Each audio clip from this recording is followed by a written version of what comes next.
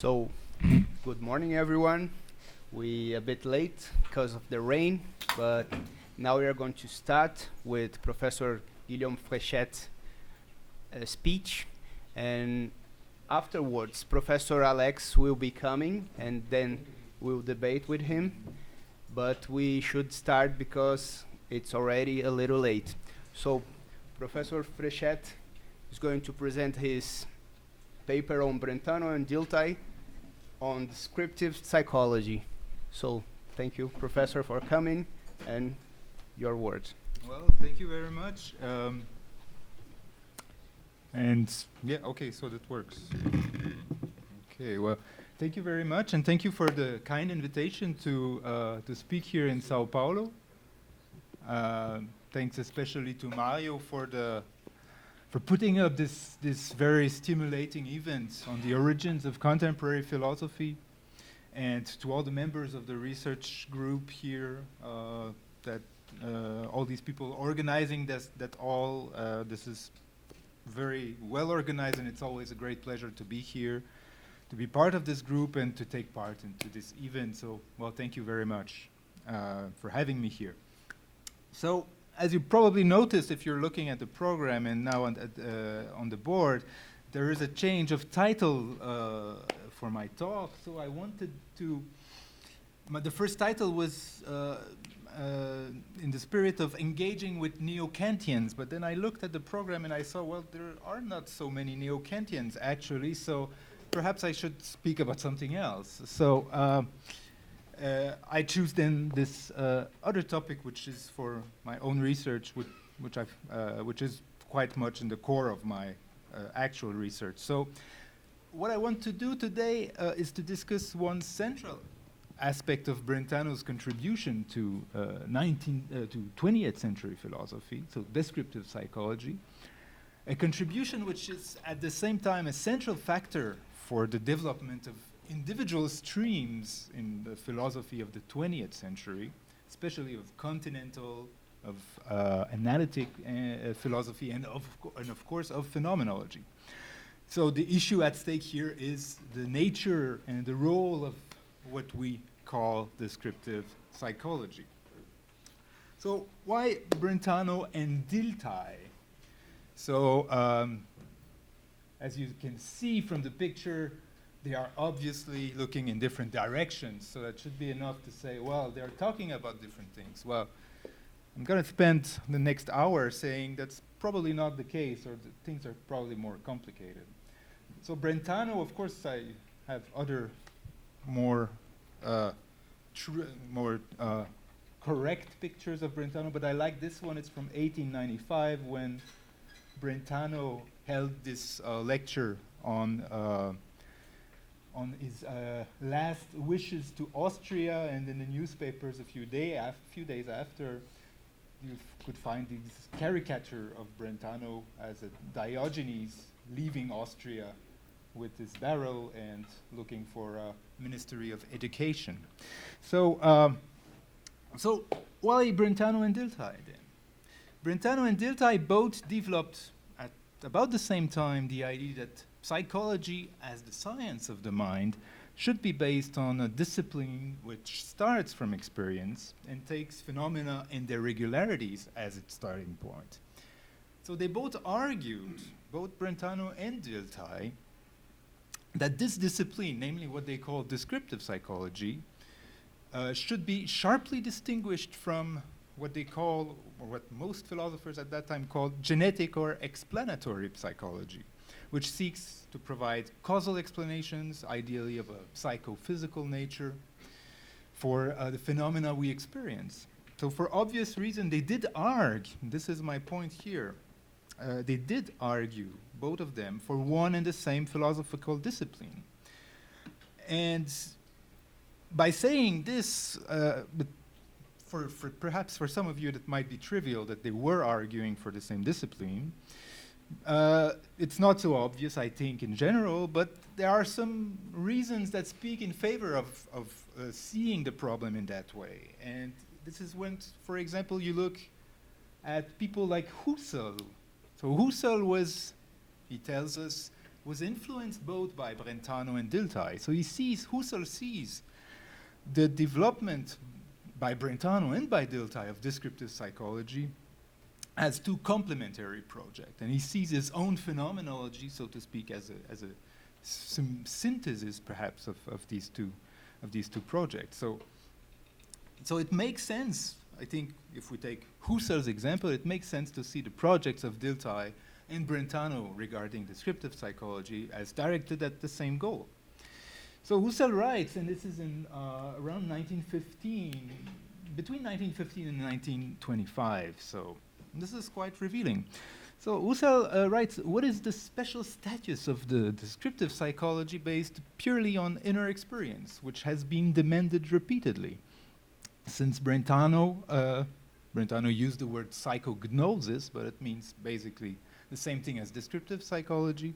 Since Brentano and Dilthey,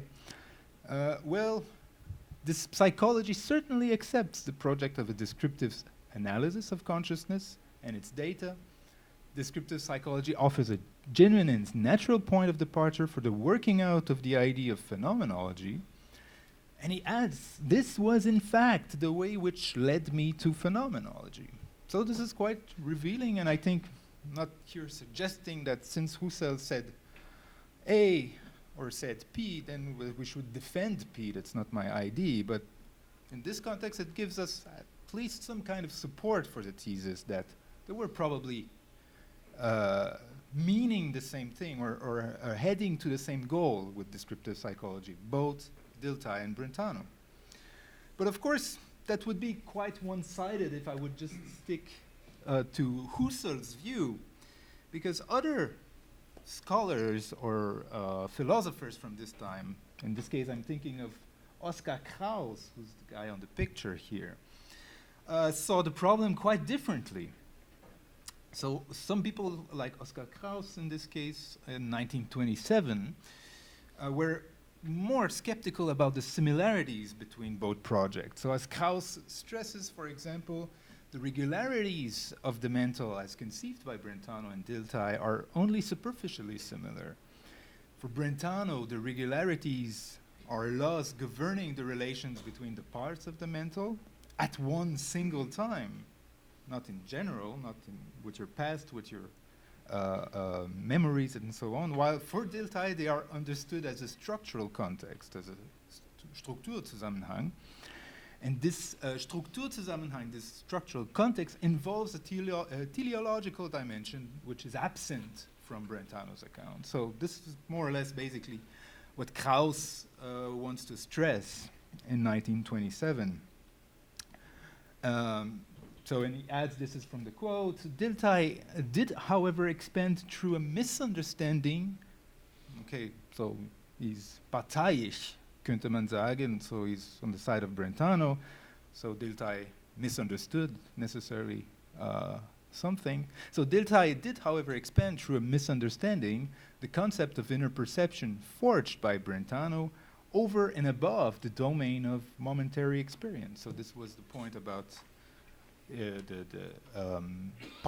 relation between the parts of the mental at a time. So Dilthey makes this mistake of expanding it over the domain of the momentary experience. In his view, one perceives the connection of the life of the soul, the Zusammenhang des Seelenlebens, as something primitively given.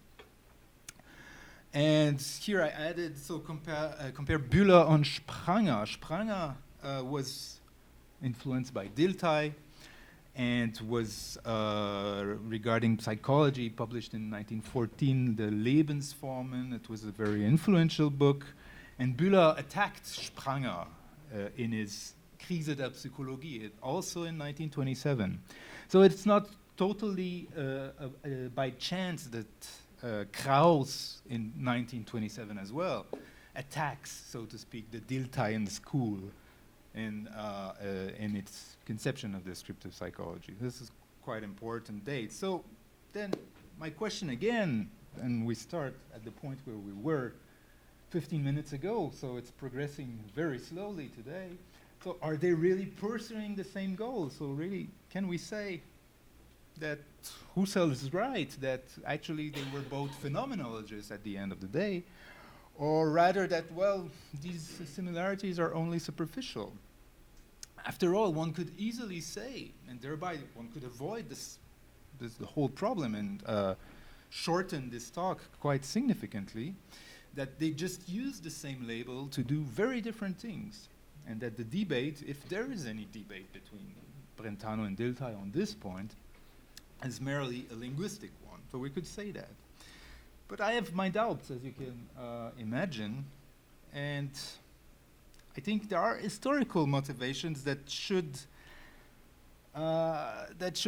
bring us, or that should convince us at least somehow, that this comparison between Dilthey and Brentano is not totally irrelevant. So we have, I think, this is an oversimplification, of course, but it's hard to do without simplifying sometimes. So we have different tendencies, or we can say also traditions, in the mid-19th century in German-speaking countries, or in this case, actually in Germany.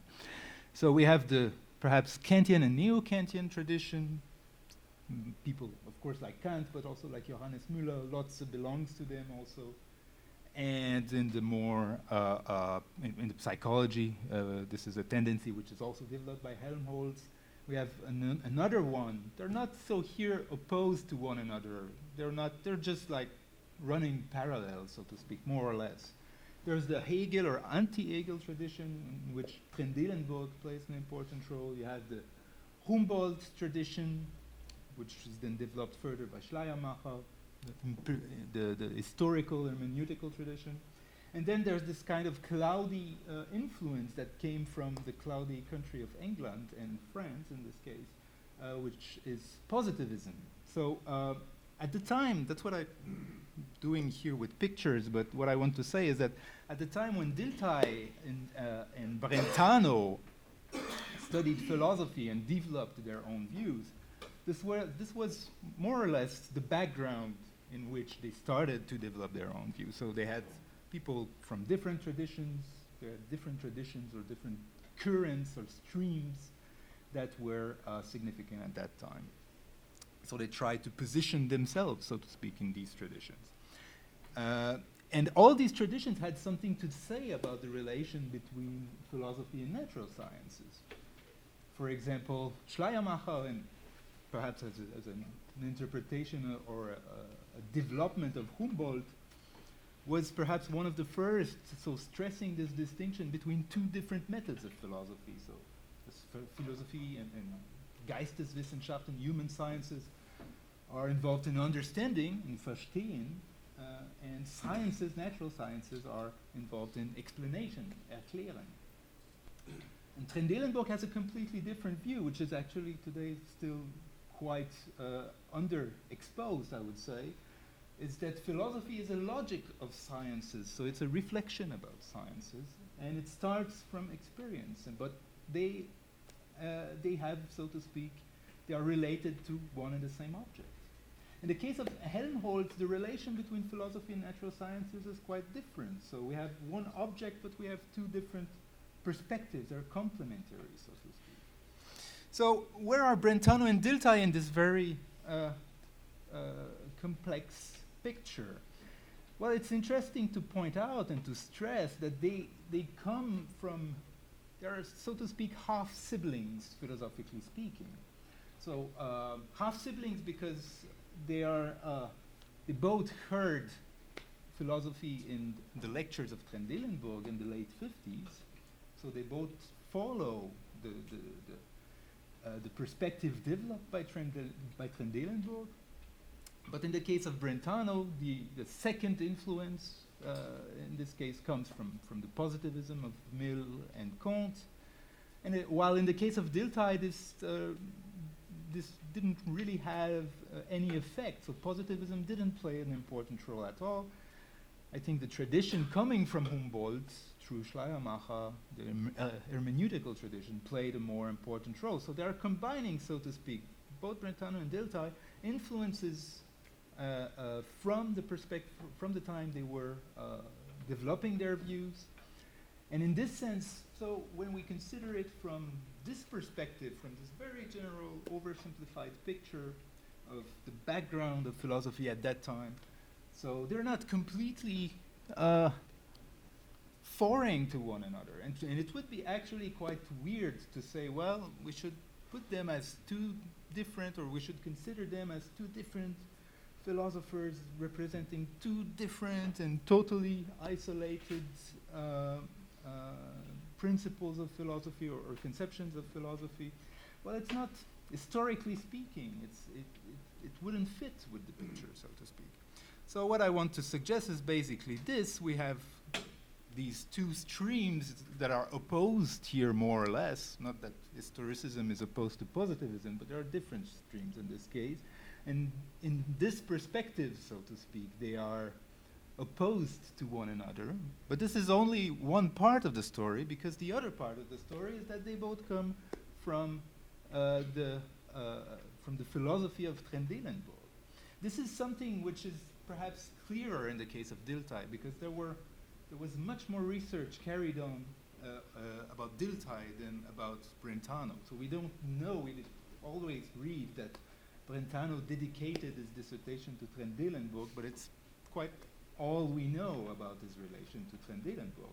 But there's something more to say about it, and that's what I want to say here. So just another point now, because we're talking about similarities and dissimilarities. We're talking about whether they are heading for the same goal, whether they are developing completely opposed positions. So what can we do in this case? What are the options? What I suggest is that, well, it's hard to say there is no relation at all. There are no relations at all between them. They are defending two different views. That's the end of the story. I think it's not a good option, but it's an option that has been defended. So be just simply a negationist, if you like. You say, and what does a negationist do in this case, in the case of Brentano and Dilthey? Well, you just deny any substantial convergence between the views. And this is actually a view defended defended today by Christian Dambeck from Vienna, who is not unknown here in Sao Paulo. He came here, I think, a few years ago and probably defended his view, I think, since it's part of his habilitation thesis.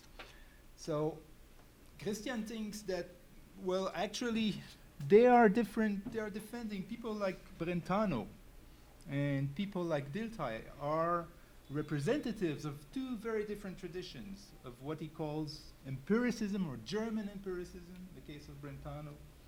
In the case of Dilthey, German empiricism, and a priorism in the case of Brentano. But I don't want to get now into this discussion because Christian is not here, so it wouldn't be fair to just attack his view and not have the reply. But this is basically the view. So we deny just any substantial convergence. So according to Christian Dambeck, Brentano's focus on inner perception and his a prioristic worldview in the lines, and this is still Christian speaking, not me, in the lines of Bolzano, Lotze, and Frege, would make him actually an advocate of a completely foreign view, or of a view completely foreign to Dilthey's empiricism. So this is more or less a rephrasing from his habilitation thesis. And I'm sorry, but I cannot really make sense of this. Well, for different reasons, but one of the reasons is that where does Brentano stand in this whole constituted of Bolzano, Lotze, and Frege? These are people, again, defending quite different views. And if they are a prioristic, they are a priorist in very different senses. So it's not so obvious. So what are the other options then? One other option, also coming from Vienna, much Austrian focused right now, I'm sorry about this, is, well, just be a relativist. And this is the Martin Kusch option. who was also here actually last year. So we remain in the Sao Paulo debates about history of philosophy in the 20th century. So be a relativist. Of course, I mean, Martin Kusch is not talking specifically about Brentano and Dilthey, but we could apply his view to this debate.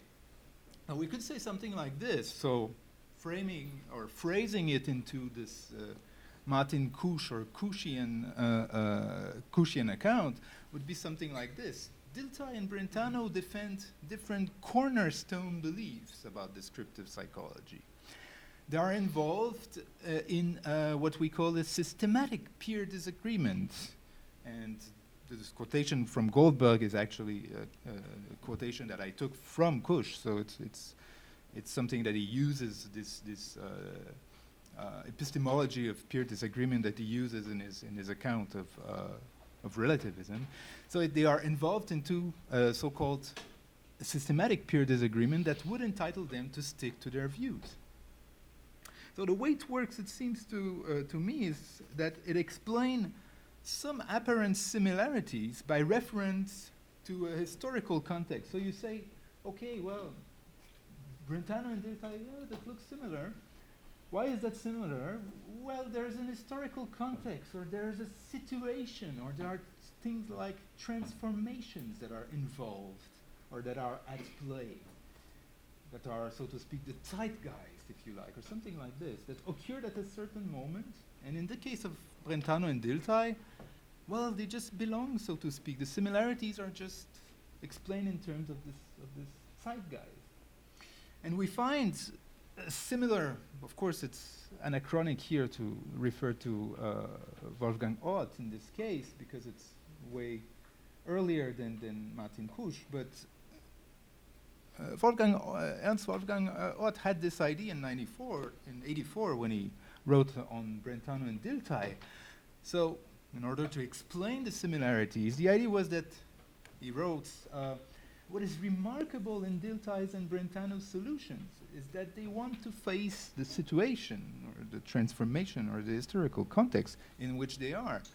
This means that they take up the scientific culture as it has developed and correspondingly deal with the questions of natural science and human science with experience in history. So the relativist account has, of course, some advantage. I think one of them is that there's an advantage over the negationist, because it is possible when we take the relativist stance here to make sense both of Husserl's confession and of the discrepancies highlighted by Oskar Kraus between Dilthey and Brentano. But the problem with the view, I think, or with the application of the view in this particular case, is that it posits, when accounting for apparent similarities, spatiotemporal entities such as situations or transformations, or we can call it a zeitgeist, which serve as the stable background against which the disagreement occurs. And it affects actually one's understanding of the disagreement itself. So if it is already granted that the context conditions the similarities, why should we restrict its role in the explanation of dissimilarities or disagreement? I mean, we could use the context all over the board as an explanancier. So I have two concerns here, and this will be the last part of my very long introduction. Sorry about this. So I have two concerns. The first is the following one. I think that the historical context or spatio-temporal entities such as situations or zeitgeist, transformations, is not enough when we want to explain specific cases like this one, so similarities between accounts of descriptive psychology by two different philosophers, so acting or writing at the same time, etc. So we need something more than just the historical context. And the question is there a common source of the views which is both historically and systematically reliable? And I think my pictures with the clouds and Schleiermacher and Trendelenburg suggests highly that there is a common source. I will speak about this in just a moment. But my second concern is that, is it really a case, or could we really understand this debate as a case of a systematic peer disagreement? Dilthey's rejection of Brentanian psychology on the basis of its reliance on introspection. This is an important part of Brentano's attacks of Dilthey's attacks on Brentano. It suggests that the two opponents were actually not dealing with the exact same body of evidence. Because when we're talking about a systematic peer disagreement, if we want to individuate the disagreement, we must also have a common body of evidence. What is the body of evidence in philosophy? Well, this is actually a very good question, but I would say, and this is what I'm presupposing here, that these would be philosophical and metaphilosophical claims. So they agree with some things about the method, they agree with some set of claims. And this is not so obvious in this case.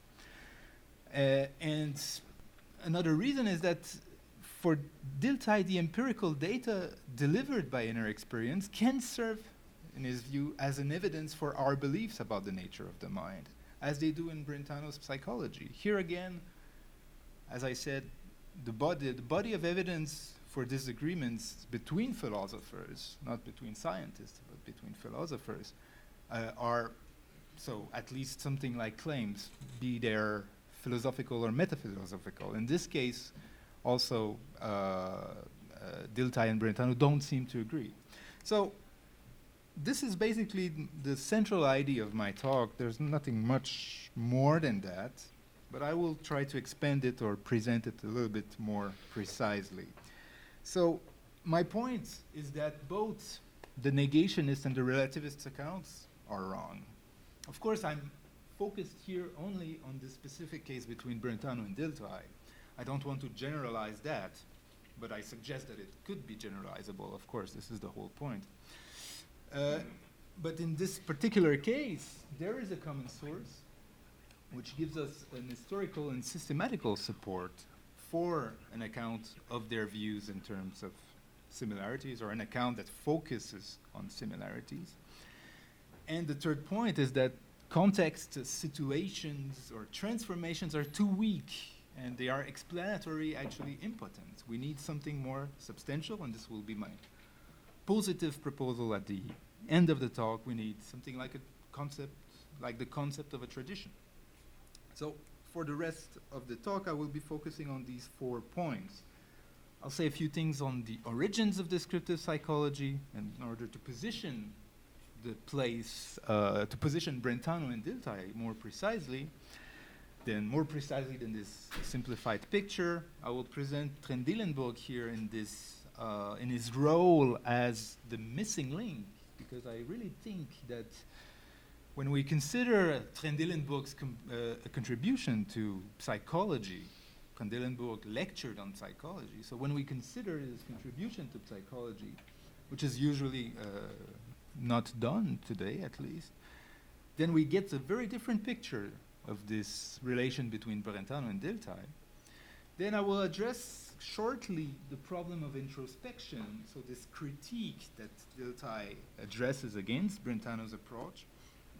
And then I will close with a few remarks on my positive proposal of focusing on the concept of tradition instead of focusing on things like situations. So, Dilthey speaks of descriptive psychology in many of his early lectures, and of course, and most importantly perhaps in his Ideen zu einer beschreibenden Psychologie from 1894. He mentions this guy here, Theodor Weiss, at many places.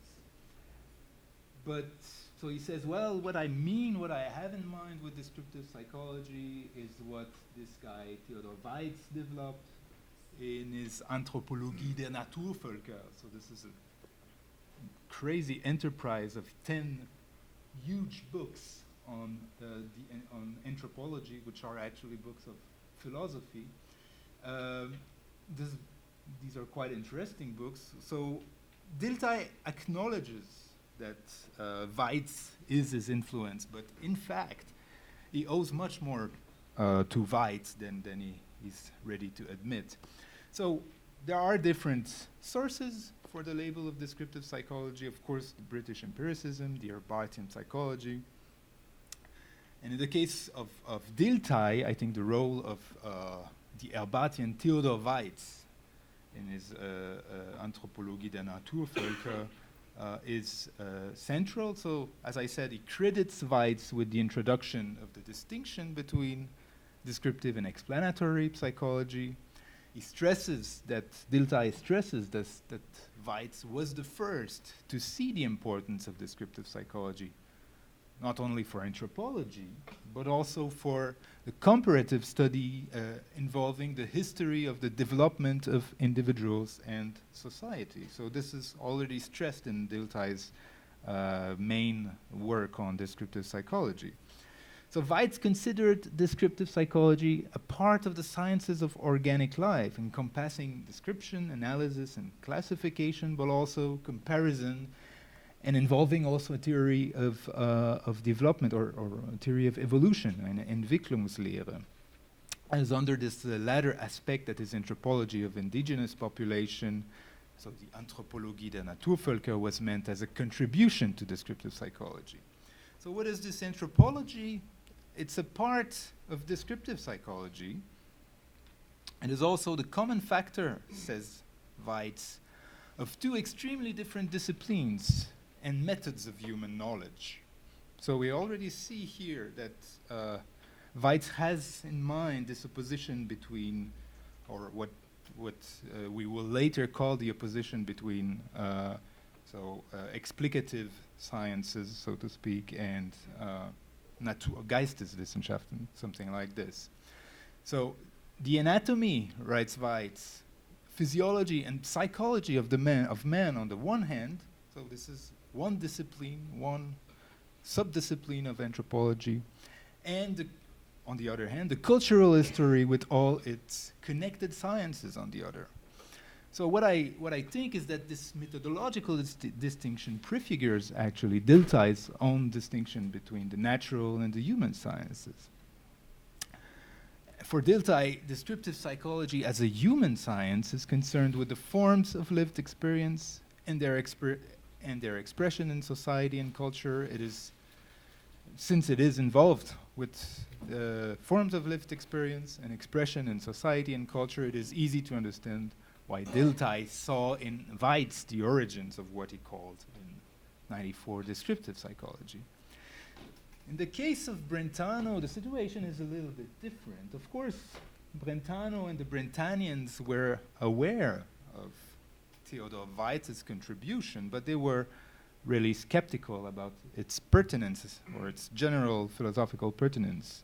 So Marti, a student of Brentano, who also lectured on descriptive psychology, says about Weitz that it is a kind of psychological painting similar to what is provided by the poets. So what Weitz wants to do with his anthropology is some kind of poetic description or depiction of mental processes in a very poetical way, but in a scientifically irrelevant way, basically. So which sources are important for the Brentanians? So Weitz is really not playing an important role here.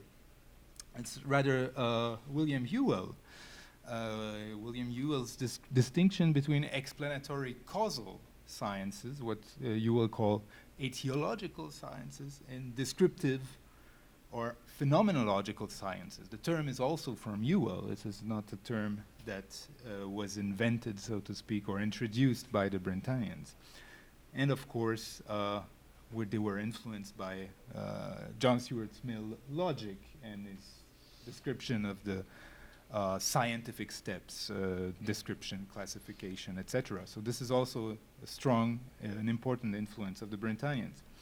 So we usually think that Brentano introduced descriptive psychology only in the 1880s, but well, I think it is true to some extent, but the idea, or this idea of a separation, of a systematic division between descriptive and genetic psychology was already involved, or was already at play in, at least in the drafts. This is why I quote here 1875, at least in the drafts of his Psychology from an Empirical Standpoint, which were never published, but which are actually quite interesting and substantial.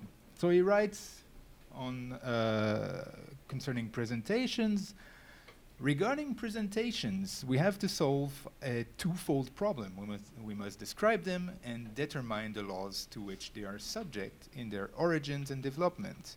So description seems to be a relatively easy task, but even their philosophers differ considerably from one another. The disunity is such that even the existence of whole classes is disputed. What makes the investigation especially difficult is the indistinctness or lack of distinctness of a presentation. Every presentation contains, as John Stuart Mill rightly emphasized, more than perception. It contains comparison and interpretation. So, descriptive psychology, now the label. So I said that Dilthey's use of the label descriptive psychology and of the concept of descriptive psychology was influenced by Weitz. That Brentano or the Brentanians were not so influenced by Weitz, or they were quite critical of Weitz's approach. But of course, there are other influences, or there are other sources of the term and of the concept that we should also consider. So descriptive psychology was not a brand new label. We find it in very different books, for example, in Jürgen Bornemeyer's book on Kant psychology, but also in obscure Lehrbücher of philosophy, so handbooks of philosophy by Auguste Mathieu. I've never heard of him. In 1844, and it's hard to understand exactly what he means by that, by descriptive psychology, so he probably took it from someone else without really thinking about it, but more importantly by Zimmermann. Zimmermann noticed it in his review of Mathieu. We find it in Fries, in the Neue oder Anthropologische Kritik der Vernunft, but we find it also in this exceptional neo-Kantian Alois Riel in 1879. So this was not a completely new term or a completely new project, if we take it now as a concept or as a project in general. So descriptive psychology was in the air, perhaps most centrally coming from Weitz, but there are also older influences. 1844 is the earliest mention of descriptive psychology I found. So that was not so completely new, so to speak. We find it also in many other obscure books about philosophy or didactics of philosophy, so by Daimling, for example. So in the case of Brentano, what does Brentano mean or understand under descriptive psychology? So descriptive psychology is a contribution, the central contribution of Brentano. Its method is the same because it's an extension, of course, of philosophy. So the method of descriptive psychology is the same in this sense as the method of natural sciences. Metaphysical investigations, because they are also involved to some extent in descriptive psychology, should be conducted according to scientific methods and phenomenology as well. So there's a well-known analogy that Brentano introduced in order to describe or to give a metaphor or to give an illustration of what descriptive psychology does. He says descriptive psychology is to the anatomy of the mind, is to the anatomy of the elements of the mental what genetic psychology is to a physiology of its functions. So Brentano thinks that we should argue for a priority of the descriptive over the genetic, mainly because in order to explain certain functions of the mind, we need to identify first what they are functions of. So I'm currently at the end of a long edition project on descriptive psychology on the lectures, so I can quote from some passages of these lectures.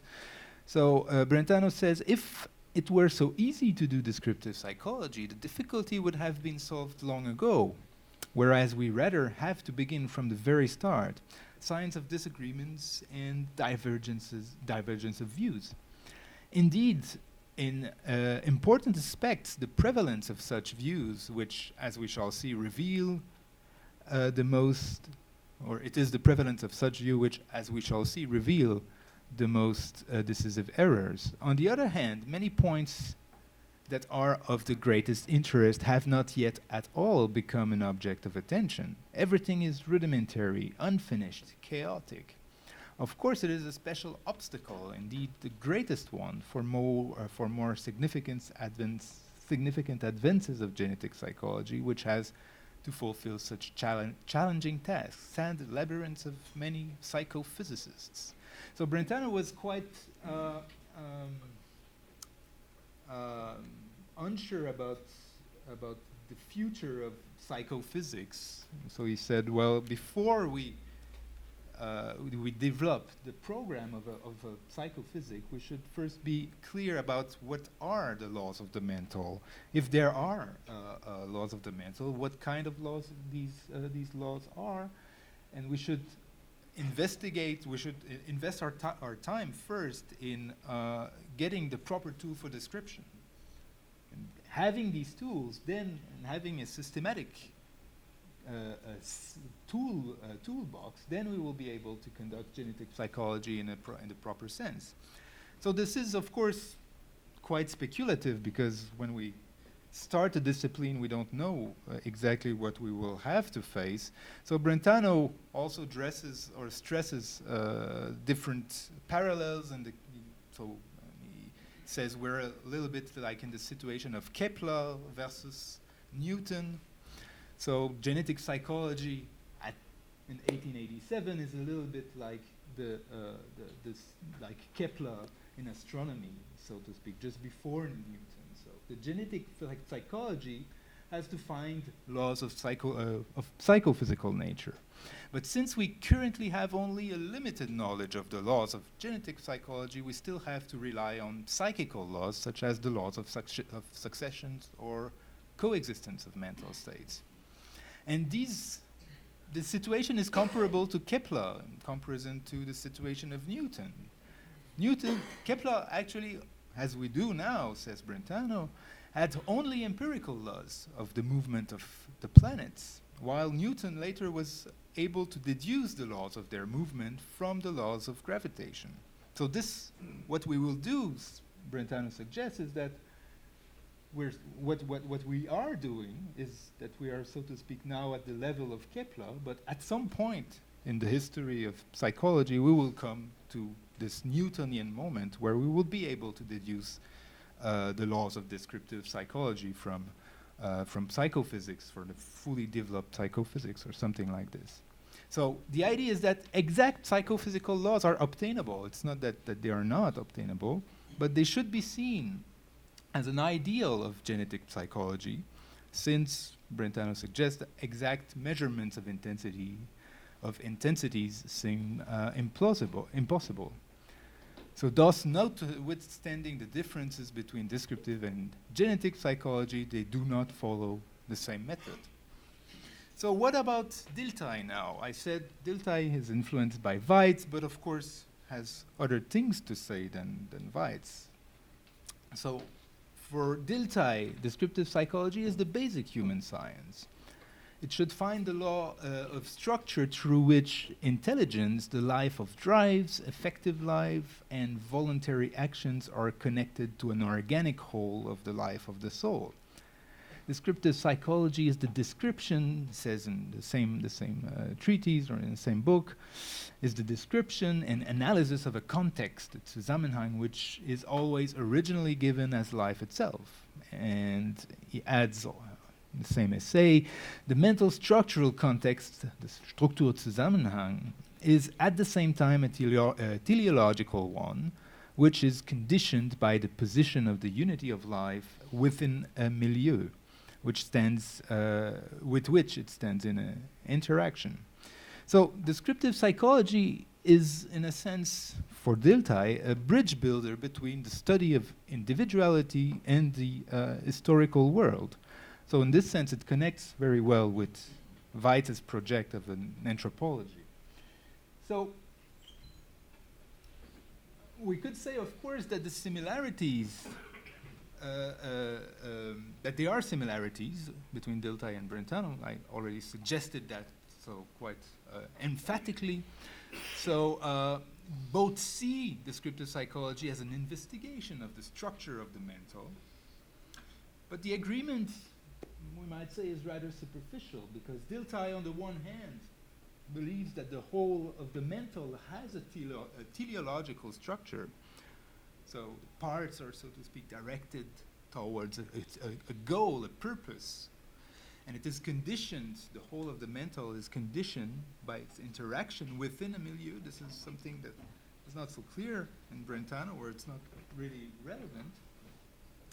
In fact, Brentano would say about this that such a claim goes beyond what we can actually say from a descriptive psychological perspective. Self-evident experience only provides us with mental act at a time for Brentano, and cannot disclose any teleological features in our experience. So it seems that similarities, so this long discussion now that I'm closing of Brentano's account of descriptive psychology and Dilthey's account. So what we can take from this comparison is that similarities cannot be satisfactorily explained by reference to a historical context or to a situation. It is clear that we need something more here. If we just compare these positions and posit an historical context, it doesn't work. And, well, it is clear in my view, and this is what I will suggest now in this next part, that they developed their views on descriptive psychology starting from different influences, but there is also, of course, a missing link. And now I'm coming to this part of the talk on Trendelenburg. So perhaps some of you know that both Brentano and Dilthey studied in Berlin, among others. Of course, Brentano studied in half Germany in different cities, but also in Berlin. The same is probably true about Dilthey.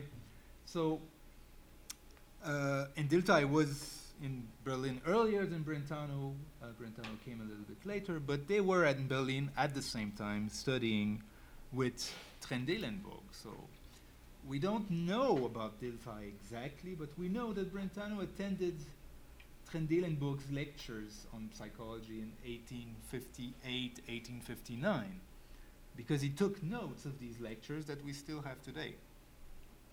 Oops. In the case of Dilthey, as I said, it's not exactly clear whether he attended the same lectures. Dilthey at that time was kind of a freelancer, working more or less as a journalist, and involved also with Trendelenburg in many respects, but not following probably the normal course of studies. So, but we know that Trendelenburg shared with Dilthey many of his lecture notes. So this is a fact. So it's quite plausible to think that Dilthey heard these lectures at some point, perhaps not the 58-59 version, but certainly one of the versions of the lectures. And actually it's confirmed by the diaries. So some of the diary entries of Dilthey of 58 and 59 suggest that he attended some of these lectures. And also that Trendelenburg gave him copies of some of these texts. And so, as I already said, we know that Brentano attended the lectures since he took these notes.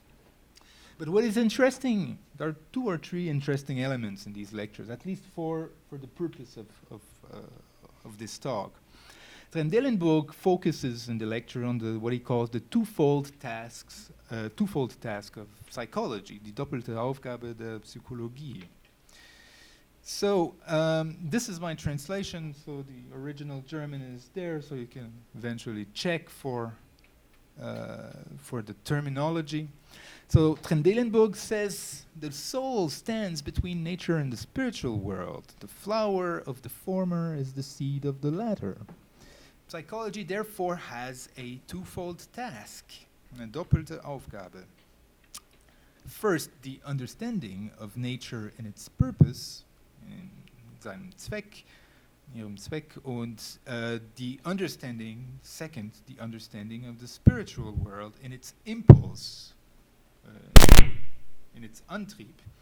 So psychology appears to us as the pinnacle of natural science and as the basis of ethics. It establishes the transitions from physics to ethics.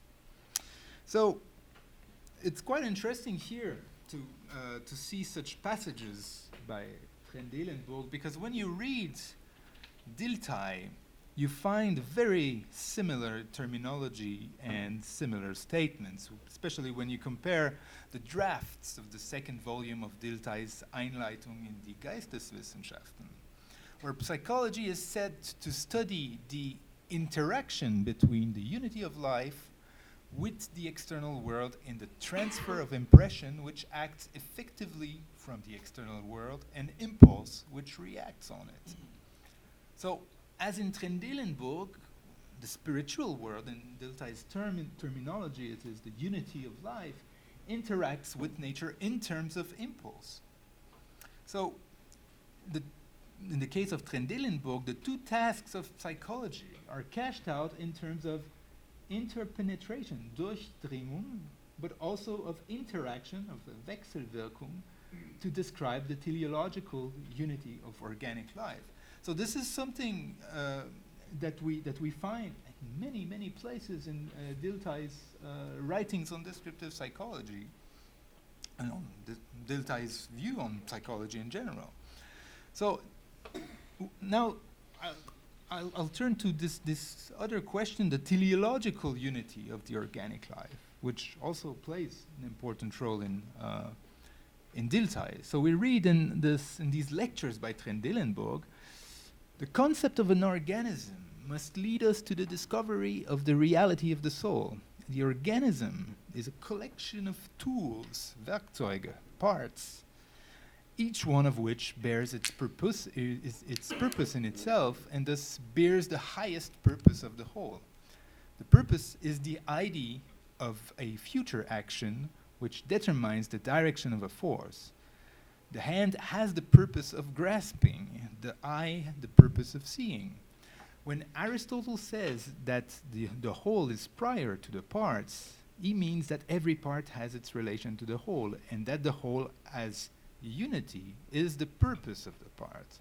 So this is what I mean when I talk about a teleological account of the relation between parts and wholes. So the parts tend toward the whole, so they have their whole as a purpose. The whole has itself as a purpose, wants to preserve itself, and needs the tool for it. We have an interaction of the parts, which by conditioning themselves reciprocally condition the whole. In the nexus effectivus, we have only a temporal series of causes and effects. But here we have an interaction, and this is the main distinction between the causa finalis and the causa efficiens. So these lecture notes are quite difficult to reconstruct. This is not like a full text, although we find some passages like this one which are more substantial. But in this case, I think what really strikes, or what strikes me as a reader of both Dilthey and Brentano, is this idea of the interaction between the parts, or what Trendelenburg calls the tools, in the whole. So we find a very interesting similarity with Dilthey's conception of the context of effectivity in the Aufbau, so the Wirkungszusammenhang. So Dilthey writes, and it's quite in line with what Trendelenburg writes in the lectures.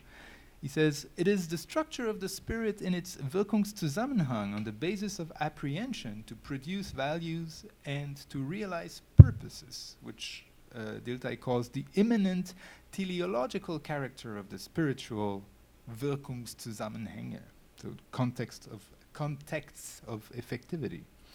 So for Trendelenburg, the teleology at play in the interaction of the parts or tools of the organism leads us to the teleology of the soul.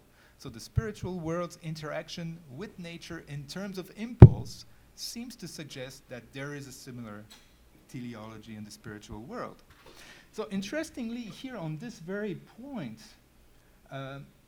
so we not only find we find so an echo of Trendelenburg's account in Dilthey, but we find it also in Brentano. And this is quite interesting because in his metaphysics lectures of '67, Brentano takes this idea of Trendelenburg's and applies it also for his conception of mereology. So he writes, the formal parts are themselves subject to degrees. This is Brentano speaking.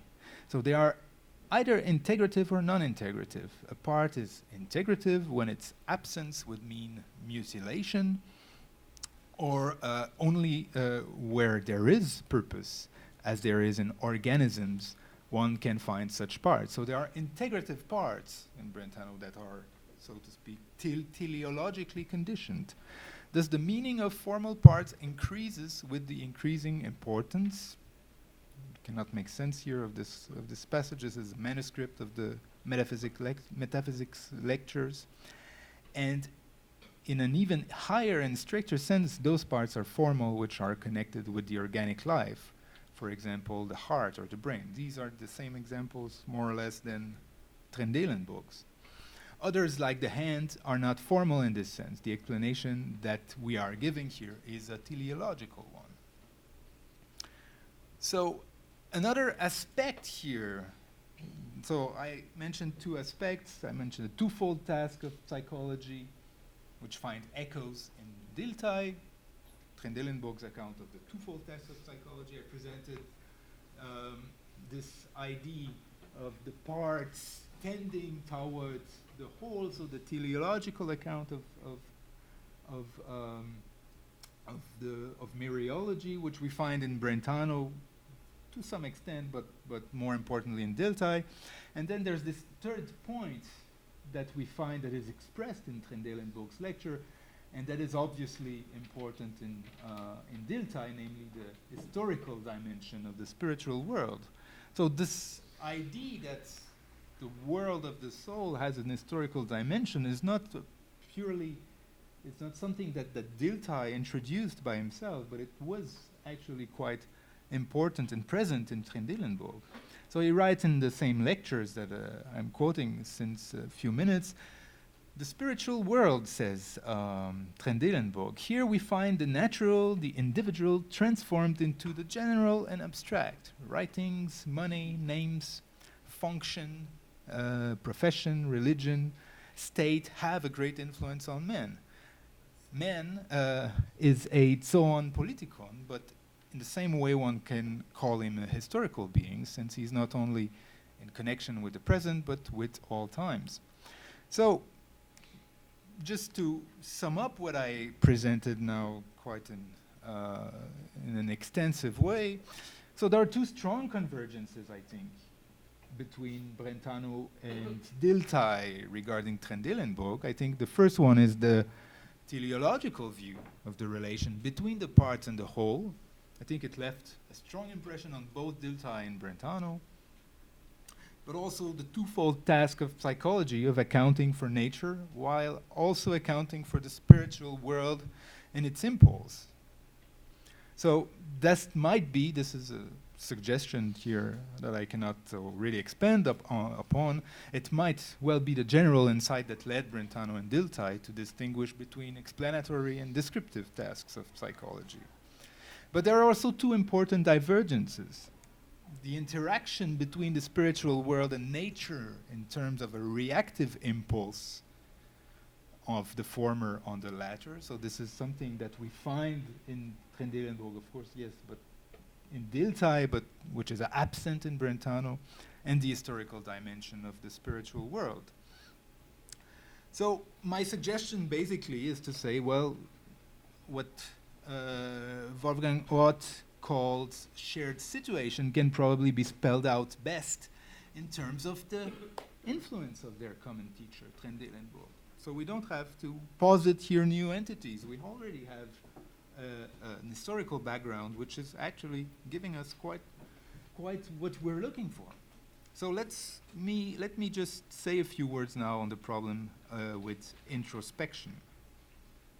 So before going into this problem, just let me recall the two concerns that I had at the beginning of the talk with the different possibilities or the options that were around.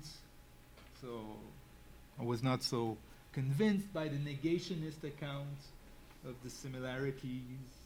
So I think it's quite clear, but I don't want to get into that.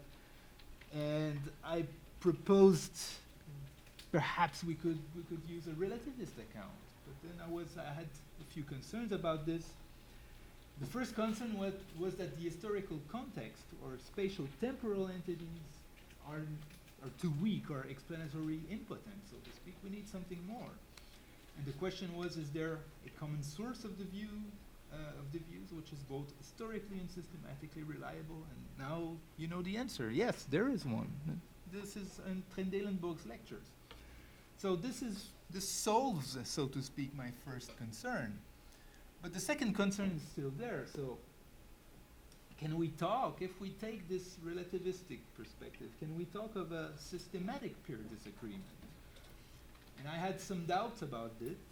The first is that Dilthey's rejection of Brentanian psychology on the basis of its reliance on introspection suggests that the two opponents were not dealing with the same body of evidence, so this doesn't work in a systematic peer disagreement.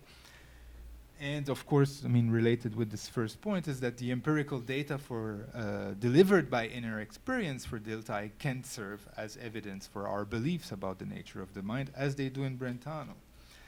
So, do we have here really a same understanding of empirical data and experience? Obviously, no. And are we really facing here a mutual or a mutually recognized peer disagreement? This is not so clear. So, let's turn now to introspection and to Dilthey's critique of introspection. Okay, so Dilthey, in many of his books and essays and lectures, rejects introspection as a non-reliable method. So his point is to say, first, introspection has too much influence on the results and on the experiences. So it affects actually the data. You cannot rely on introspection for this reason. It changes the data, but it's also short-sighted about the depth of the experience itself. So Dilthey writes, an expression of lived experience can contain more of the nexus of psychic life than any introspection can catch sight of.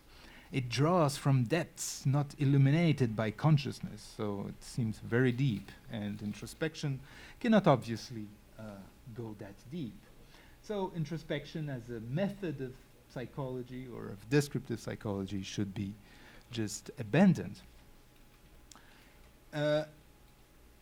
And so on the influence of introspection on the data, introspection would lead to the creation, so says Dilthey, would lead to the creation of entities and processes which are not actually present in experience.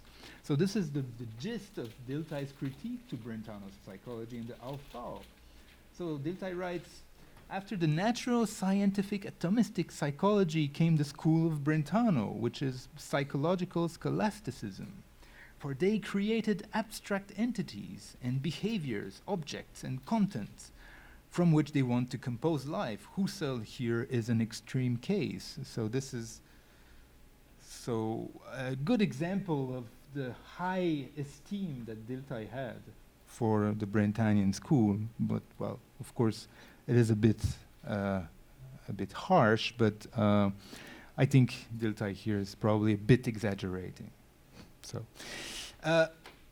So I mentioned Krauss, and Krauss in 27 came back or replied to the Diltheyan critiques of Brentanian psychology, saying, well, Dilthey actually misses the whole point, because we Brentanian don't believe neither in introspection. We're quite critical about it.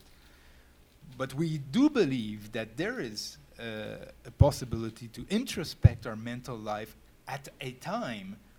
What Krauss writes is that only actually occurring mental acts are introspectable in a reliable way. In fact, and Krauss is right on this, like Dilthey, and for the same reasons, the Brentanian reject introspection understood in a broader sense, that is, in the sense of a deliberate act of observation of one's past mental acts. So what Dilthey considers introspection to be and what Brentano considers it to be are obviously two different things, which suggests that they do not have access to the same body of evidence. So this is a case, so to speak, that speaks again against the relativistic account of the disagreement.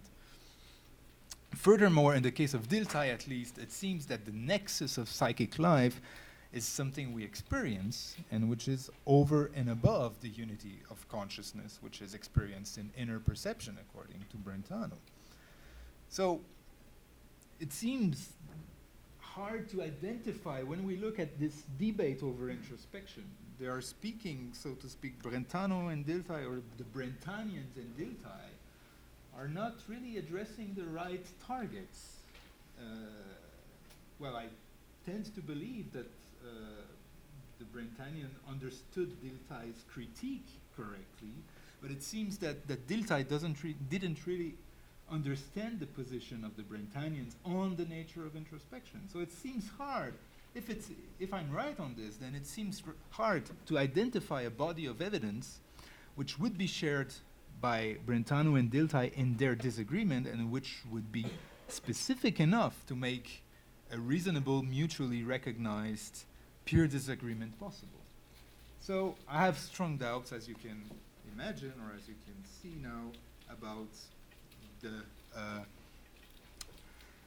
the possibility or the chances of a relativist account of the disagreement. So let's now turn to my positive proposal. So we're talking from a relativist perspective of situations, transformations, or zeitgeist as a context which, so to speak, grounds the similarities which otherwise are then superficial. And what I'm proposing against that is to use a more loaded concept of which is the concept of a tradition. So if relativism doesn't work, what should we do? So we should, as I suggest, reject the concept of a situation, and we should work with the concept of tradition. Why should we do that? Well, I think first it seems relatively unproblematic to say that philosophy in German-speaking countries in the second half of the 19th century is divided in streams, branches, or traditions. And these streams, branches, or traditions have, of course, something in common with historical contexts and situations. So they are spatio-temporal entities. The tradition occurs in time. It stops at a certain moment, and it started at a certain moment. But the tradition contains, in addition to its merely spatio-temporal features, a body of beliefs which have some independence from the spatio-temporal features. So you could defend some of the claims defended by the Brentanians, for example, without being yourself a Brentanian or belonging to this tradition. So this seems relatively unproblematic. And these elements from the body of beliefs, well, they include, of course, specific metaphysical assumptions, as the one mentioned above, but also definitions, analysis, and we could also add basic philosophical intuitions in general. So what I mean by this is probably best illustrated by examples. So what is the historical hermeneutical tradition, for example? Well, there are these spatial-temporal features, so this is quite simple, quite easy and unproblematic. But on the top of these features, or spatial-temporal features, we find, of course, claims. And these claims, for example, are the following one: the idea of the autonomy of the historical world, that the idea that everything which happens in history should be explained within history and with the help of historical method, or the claim or the idea that everything which exists in the human world is a constitutive part of history and is not eternal but depends on the context. So these are on the top of these spatial-temporal features, the elements that help us to individuate what a tradition is. These are the claims. So they are not spatial-temporal features of the historicist tradition, since, as I already said, they can be in principle shared by philosophers coming from other traditions, and they are not exhaustive neither, so they don't necessarily capture the hermeneutical historical tradition in its entirety. So the claims, this is what I suggest, they have a twofold function. Claims like A and B could have taken any, well, perhaps not any other claim, but some other claims. It's not so important here. But they have a twofold function. So they constitute the content of the tradition of which they are part, but they serve also as a heuristic device to individuate the tradition. So you want to know what distinguishes, for example, the hermeneutical tradition from the Neo-Kantian tradition. Well, look at a set of claims, beside, of course, the spatial-temporal features. So we could do the same thing with the Austrian philosophy or the Austrian tradition. So we could also find their body of beliefs of the tradition of Austrian philosophy. So I'm just here listing them because, as you can see, I find more easily claims or parts of the body of beliefs of the Austrian traditions than for the hermeneutic tradition, but it doesn't need to mean anything here. So there are many claims here that we could use.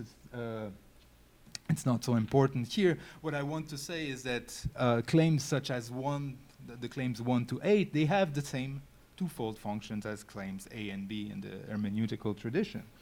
So we have, for Austrian philosophy as well, a spatial-temporal setting, but we have also on the top of this many claims that are shared, so to speak, by many of these thinkers. So the bottom line here, and I'm just finishing here this last part of my talk, so is that the relativist views on pure disagreement don't apply here. Dilthey and Brentano don't share the same body of evidence, so they don't share the same set of metaphilosophical claims. The disagreement over descriptive psychology is a disagreement over the proper methodology for psychology and philosophy by extension as a science. And what I think is important in this case is the heuristic function of the metaphilosophical claims. They are used to show that the specific disagreement at play here is an instance of a larger disagreement between two competing traditions. And we could use just the last example to illustrate this since we're talking about Dilthey and Brentano, there's a larger context into which they disagree, and it's in the context of the Methodenstreit, so the strike between conflict or the debate between Menger and Schmoller. So here too we find some basic similarities in the conceptions held by Menger and Schmoller. So they both want to account for the nature of national economy in considering empirical reality. But what they consider as empirical differs greatly. Of course, in the case of Menger, what is basic are individual human actions. In the case of Schmoller, what is basic is society, and it should be taken as a whole. So here again, I think if we use a relativist account to get an account of this opposition, we would have to identify a common body of evidence, and this is not clear exactly that it could work here as well. So perhaps one possible way out for the relativist, let me close with this remark. So one possible way out for the relativist would be the following one. So if the Methodenstreit, or the disagreement about descriptive psychology, is framed in terms of a reasonable, mutually recognized peer disagreement, what can serve as a body of evidence? One could say that Schmoller's attacks on Menger and his references to Dilthey in the debate are to be explained politically and institutionally. Or, on the other hand, we could say that the defense of Menger by Franz Hillebrand, who was a student of Brentano, that the defense of Menger by Hillebrand is ideological, so that it pursues an ideological goal. So this is a way out that the relativists could take. You could say, okay, well, they have in some sense the same body of evidence. What seems to be different when we look at this opposition is actually just a set of ideological or institutional or political aspects. So this is not really the claim. This is not really a part of the body of evidence. This is just supervening on the body of evidence, and this is ideology. But the problem with this strategy, I think, is that it works perfectly well when the two positions that you're working with, when within the two positions, one of them is a relativist position. So, of course, the relativist account will necessarily favor, in the account of the disagreement, the relativist position which it discusses, so to speak. And in this case, you see the position defended by Schmoller is nearer to relativism than the position defended by Menger. In this way, even if you are a relativist, you are favoring one side of the debate. So you will favor one side of the disagreement over the other. So you cannot really be completely neutral in the reconstruction. Perhaps in the case where the two positions that you are investigating, or the two parts of the disagreement that you're investigating, are not relativistic positions, then perhaps it could work. But as soon as a position is more sympathetic to relativism, it's just the relativist account cannot work. So this is basically what I wanted to say. So just let me close with the outline of what I've been saying in the last hour. So my proposal presupposes only the existence of traditions. So I don't think that we have situations or zeitgeists which are entities that we could pose it, but it would have to justify the position. It's, I think, hard to do that. But it presupposes something. Of course, it's hard to do without presupposition. It's the existence of tradition, spatial-temporal entities related to some set of claims. What I suggested is also that the impression of a reasonable, mutually recognized peer disagreement is due to the superficial similarities between Dilthey's account of descriptive psychology and Brentano's. My point is that these similarities are not based on some historical context or situation, but we have, in this case, it's not always the case. We don't find a Trendelenburg in all disagreements, of course, as a solution, but in this case at least, we can explain the similarities by reference to Trendelenburg.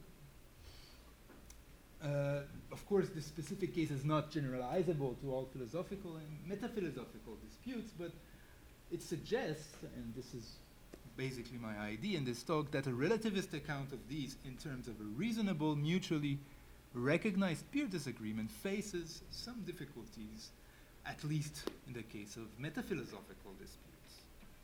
Thank you.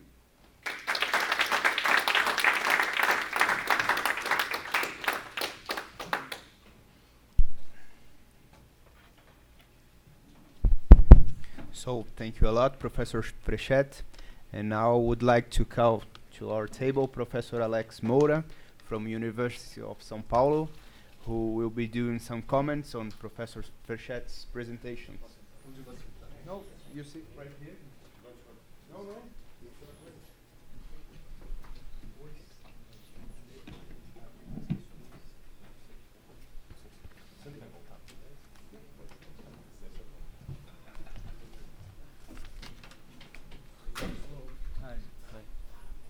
Good morning. First of all, I would like to apologize because I've arrived a little bit late. I'm sorry. I was got by the traffic. And I want to say sorry because I will make some mistakes in my English because I didn't write my text. Because I thought it would be important to listen to your presentation, not only reading your text. So forgive me for possible mistakes that will happen. I want to say thank you especially for Mário, and for all people involved in the organization of this event. I'm very happy to be here, especially Brenda that invited me with Mário. And for me, it's a pleasure to be here. Thank you so much. It's very good for me. It's an opportunity. And I will be honest, it's very hard to comment your text because your text is very clear, and it's the structure of your text is very exact. As I will try to reconstruct your text, but you have already done this much better than me. So I have not. It's not so easy for me to find things to say, because the structure is really clear, really good, and I'm sure there are people here that can make questions more better questions for you than me, and more specialized questions. I'm not an expert on this topic, so my commentary will be more general. I think you will see this.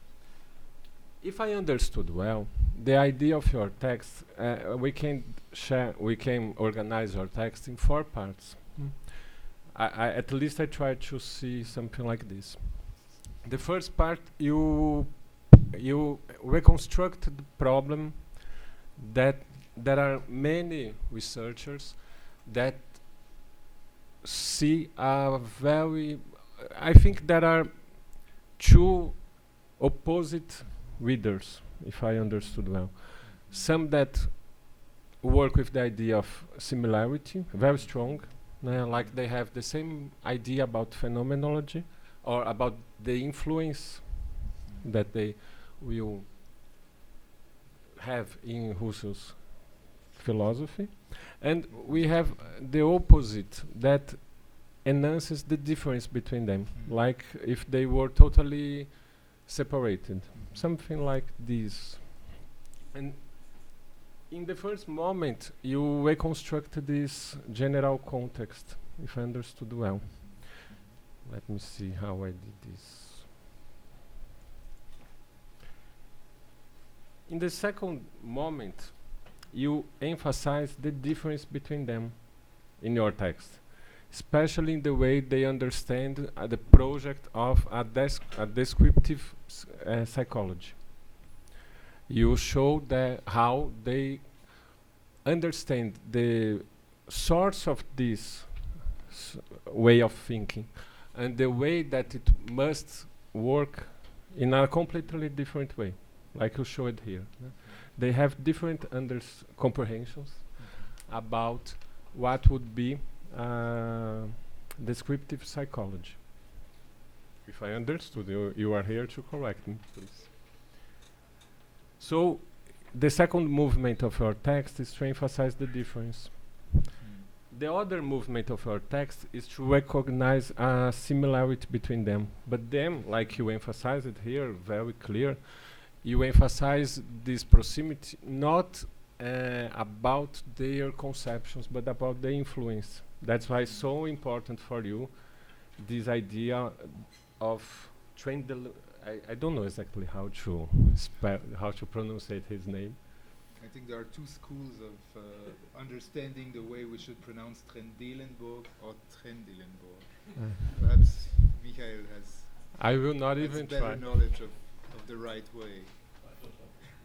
I don't know it, so I believe you. Okay. But you emphasize that, okay, I can find some similarities between them, but I can't use this argument to say that they have a common philosophy or a common way of thinking, because I can say that they have a common tradition. I don't know if you would accept the idea, but they have a common influence. Yeah. After that, you come back to the idea of the relativism that you have already emphasized in the beginning of your text, to show that they are not able to sustain their argument, because then you introduce in your text your main argument, because they don't identify a body of evidence similar in Brentano and Dilthey. As you said, and you emphasized it here many times, they comprehend only in a superficial way. And the argument you use in your text is the idea of introspection, that you show how different it is in each of them. After that, what I would call a fourth movement, the conclusion of your text is this difference that you emphasized here, the difference between a context or situation and what you call a body of evidence that you call after that a tradition.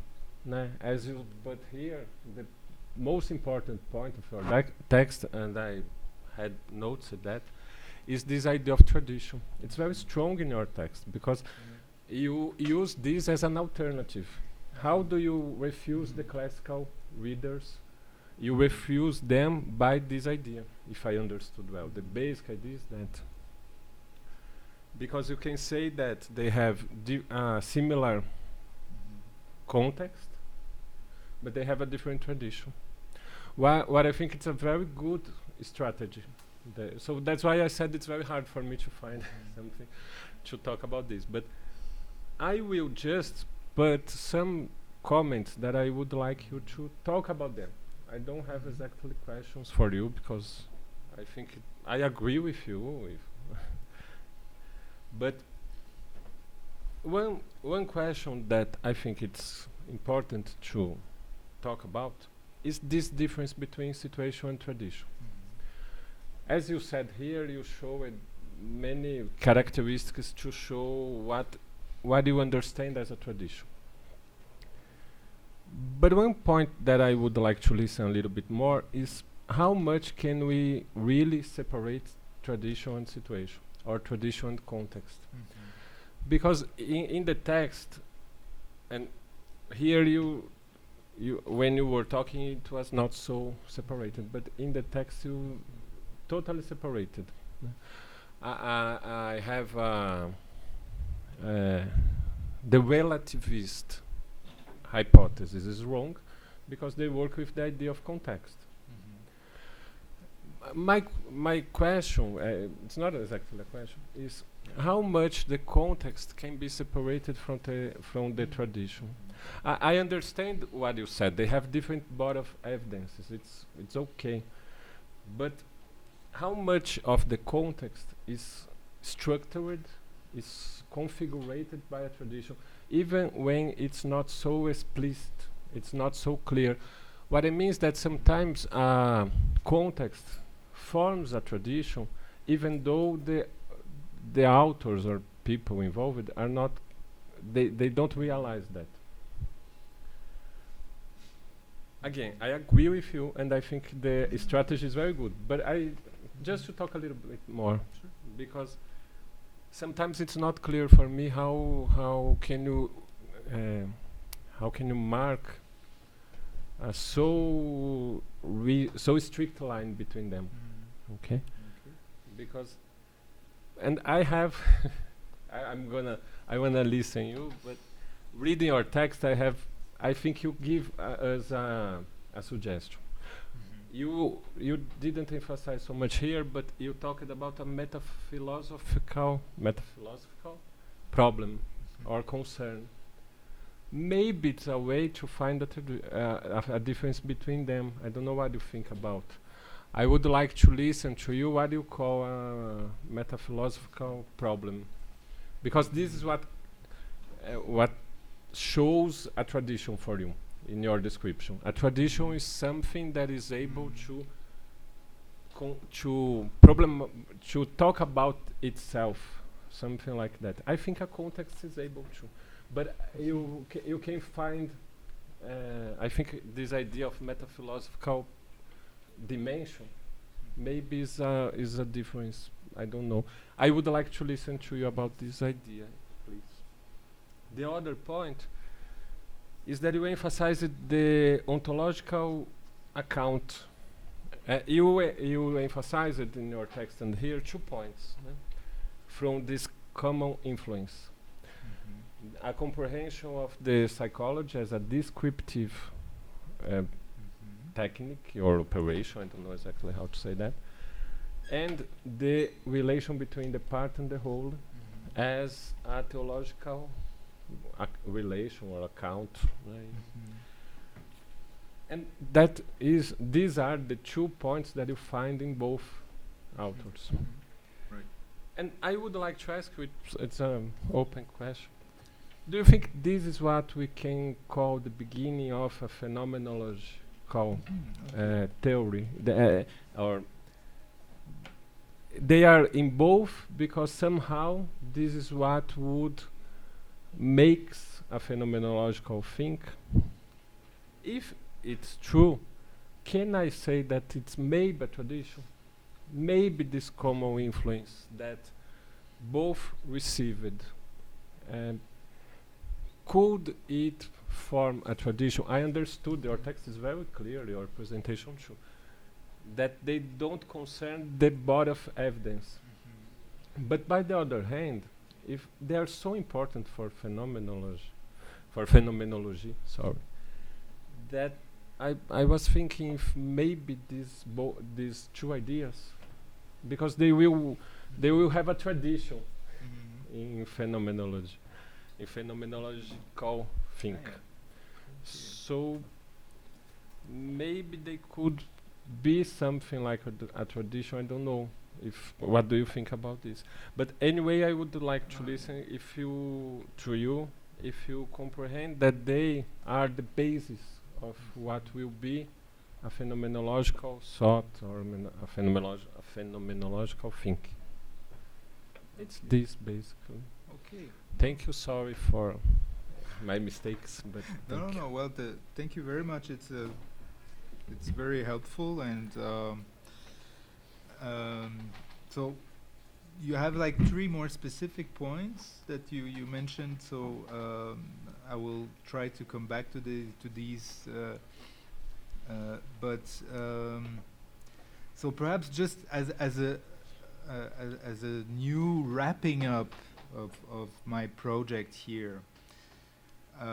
So what I want to say is, of course, I wanted to talk about Dilthey and Brentano, but I wanted to talk about a more general phenomenon, let's say, is that what we do in philosophy or in the history of philosophy often is that we compare 2 philosophers. So we say, okay, we have this philosopher and this other one, and what are the differences? And so what are we doing when we're doing this? So in some cases, like Dilthey and Brentano, but I don't know, we could also think of Heidegger and Ricard, or other philosophers that are, the contemporaries that know each other, that talk to each other, and that exchange with one another, but they defend different views. So part of what we're doing in history of philosophy is talking about these oppositions, and we want to stress some similarities and stress some differences. So my concern was with this paper, the general concern with this paper is to say, okay, what are we doing when we're doing this? We could say, okay, well, there's so Brentano thinks that P, Q, R, etc., and Dilthey thinks A, B, C. It's just 2 sets of beliefs. They don't have anything to do with one another. This is not interesting, or this is not interesting history of philosophy, or interesting in the sense also of relevant. I don't think it's relevant. But perhaps there is another way of saying, okay, so this is one extreme, to say, okay, when we do that, we say, okay, A defends a set of claim, B defends a set of claim, and these are either incommensurable or they don't talk about the same thing. Okay. And the other extreme would be to say that it all depends on the context. That actually, that they disagree. That there's an interesting disagreement between them, but it's conditioned by the context, so to speak. Well, they agree that they disagree. This is the idea about peer disagreement, but it's depending on the context. So what I wanted to do was to say, okay, perhaps we could go, we can find some kind of a middle way between these 2 extremes. not saying that, okay, we have like radical, we have two radically different positions, or rather to say, oh, well, actually they defend, they believe in the same body of evidence in a specific context. So neither to go with the relativist nor to go with the negationist and try to find perhaps, of course, I mean, it works well in the case of Dilthey and Brentano because there is some empirical evidence that they were coming from the same source, at least to a certain extent. But this is my point, is that you can also use when we do these comparisons. Why are these comparisons interesting? It's because precisely we want to stress these differences on the background of some similarities, and this is what I wanted to show with Dilthey and Brentano. And I think the same idea could be done with Heidegger and Rickert, or with I don't know, perhaps Leibniz and Locke, or something like this. You know, it's not. It's an attempt to do this kind of to give to the compare and contrast approach in history of philosophy perhaps a different touch, or to make it more reflected, perhaps. I don't know. I'm not sure about this, and I'm not sure also if it's bringing something something new so much. So perhaps not. So, but this just for the general project. So now on your points, on your more specific points. Right. Okay. First, the difference between the situation and the tradition. So. So you stressed how much the context can be differentiated from the tradition. So you're not sure that we're actually talking about two different kinds here. Perhaps completely it's just different. yeah. So perhaps there's something in common between context and tradition. Right. I agree with you. I mean, when we use these labels, we want to point at something which has a spatial-temporal extension, which occurs in time. I don't deny, as I said, I don't deny that a tradition has some situationist or contextualist elements, but of course. But what I want to suggest is that a tradition has more constraints than a situation or a context, because the context is something which doesn't have much constraints actually. So we can talk of a context in a specific country at a specific time, and the only constraint that we have is the location and the time. So you can put into the context almost whatever you want. In the case of the tradition, you can put, of course, pretty much what you want to put in, but you're constrained on a second level with claims. Contexts don't include claims, or then you could say, of course, well, okay, my conception of a context is that claims are also, spatial-temporal entities, and they are, so to speak, embedded in the context. So that could be an objection that you could address to my view that perhaps some kind of a realistic view that claims are, these kind of propositions in some kind of other realm, and they just come into this spatial-temporal entities which are a context. Perhaps you could say, well, in fact, and perhaps that was also in your suggestion, that claims are perhaps not of another nature than context. But I believe that claims are of this other, have a different nature. So they mainly because philosophers in different time and space can believe in the same claim, and I want to believe that they believe in the same claim somehow, and not in similar claims or highly similar claims, but that's really the same claim. So my concession would be here to say yes, perhaps yes, there is a common element between tradition and situation. It's the spatial-temporal dimension. But I stress that the claims are not part of the spatial-temporal, or their place is rather special because they are entities of a different nature. So in this sense, not sure if it really addresses your concern. Perhaps I missed something from your objection or your reflection, but that's what I would answer to this. Now, on your point about the metaphilosophical problems, so I think the nature of the claims, it's not like any claim. It's not like what makes a tradition, or the context, but the claims. The claims are not like any claims, like they all believe that the Earth is flat, or they all believe that I don't know, green is a primary color. These are, I think, claims that might be shared by all the members of a tradition, I suppose. I mean, I don't see why it wouldn't be possible. But these are not substantial claims for individuating a tradition, I think. So, I mean, in a philosophical sense, at least. So I think we must have some claims of a more substantial nature, and I think here, the cases here, okay, this is the these are the hermeneutical claims, but these are,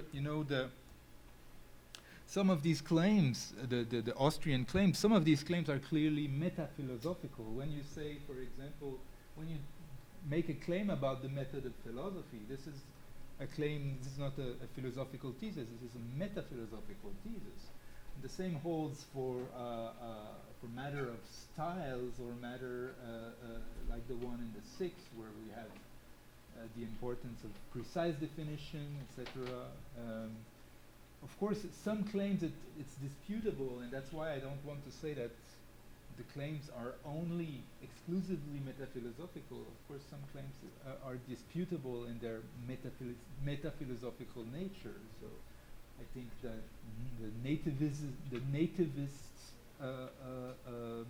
tenet of Austrian philosophers is not necessarily a metaphilosophical claim, but I think that the rejection of the distinction between analytic and synthetic is perhaps more metaphilosophical than philosophical. But so what I wanted to say with that was just basically that it's just confusing. So yeah, that's what I mean with metaphilosophical. Yeah.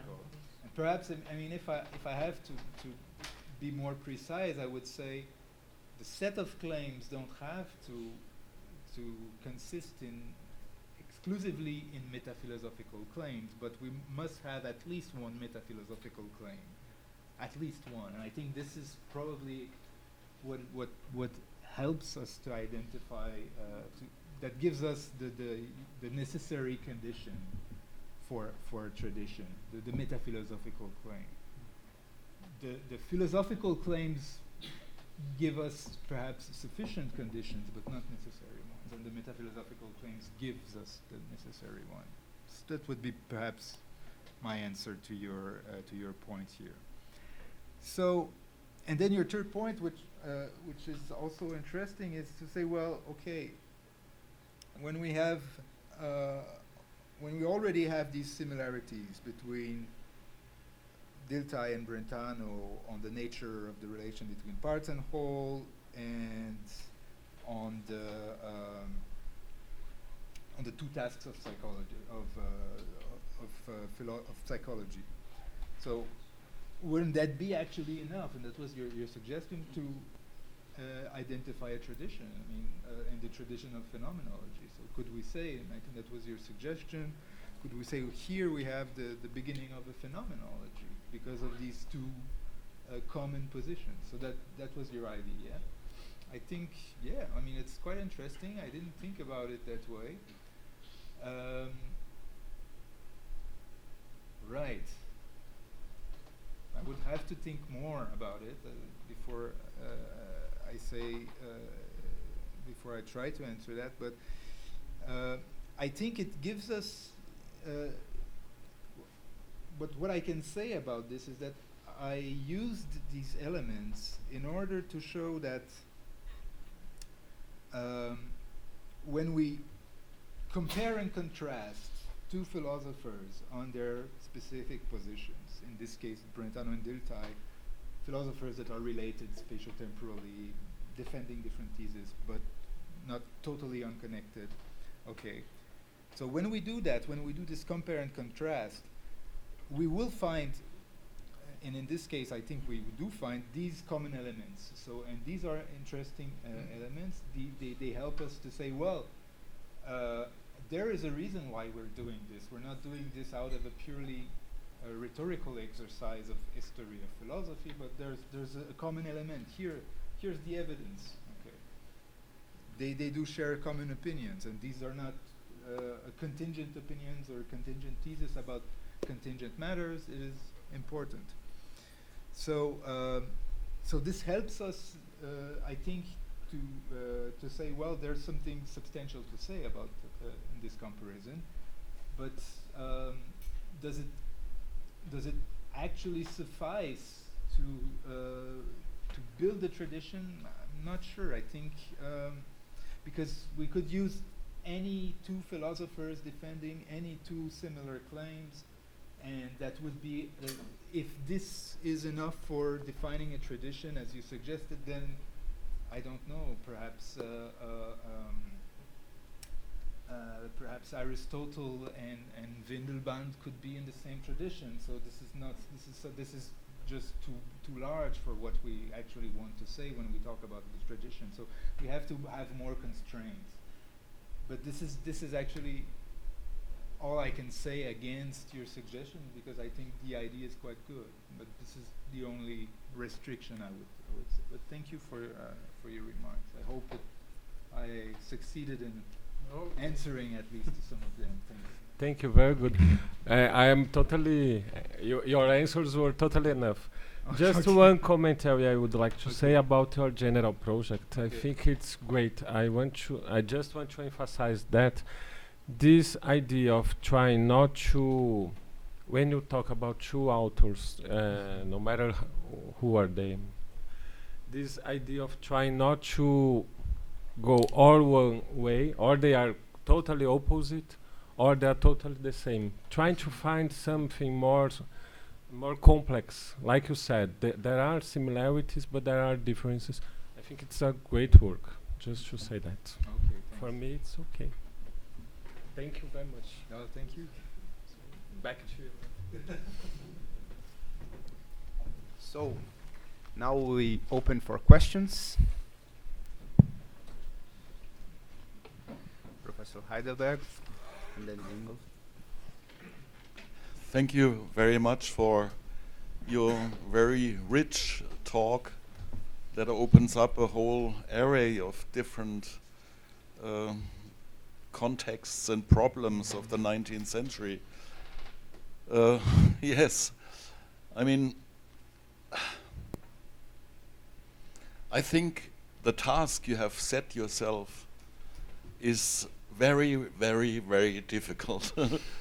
And I think that, very many people would despair of attacking the problem you set yourself. And in the remaining time of my comment, I, must say that, excuse my directness, I'm not so convinced of what you said. But it is not that you did not think about it enough or something like that. I don't want to criticize you in this respect, but it's just this difficult task that makes it so difficult to cope with that.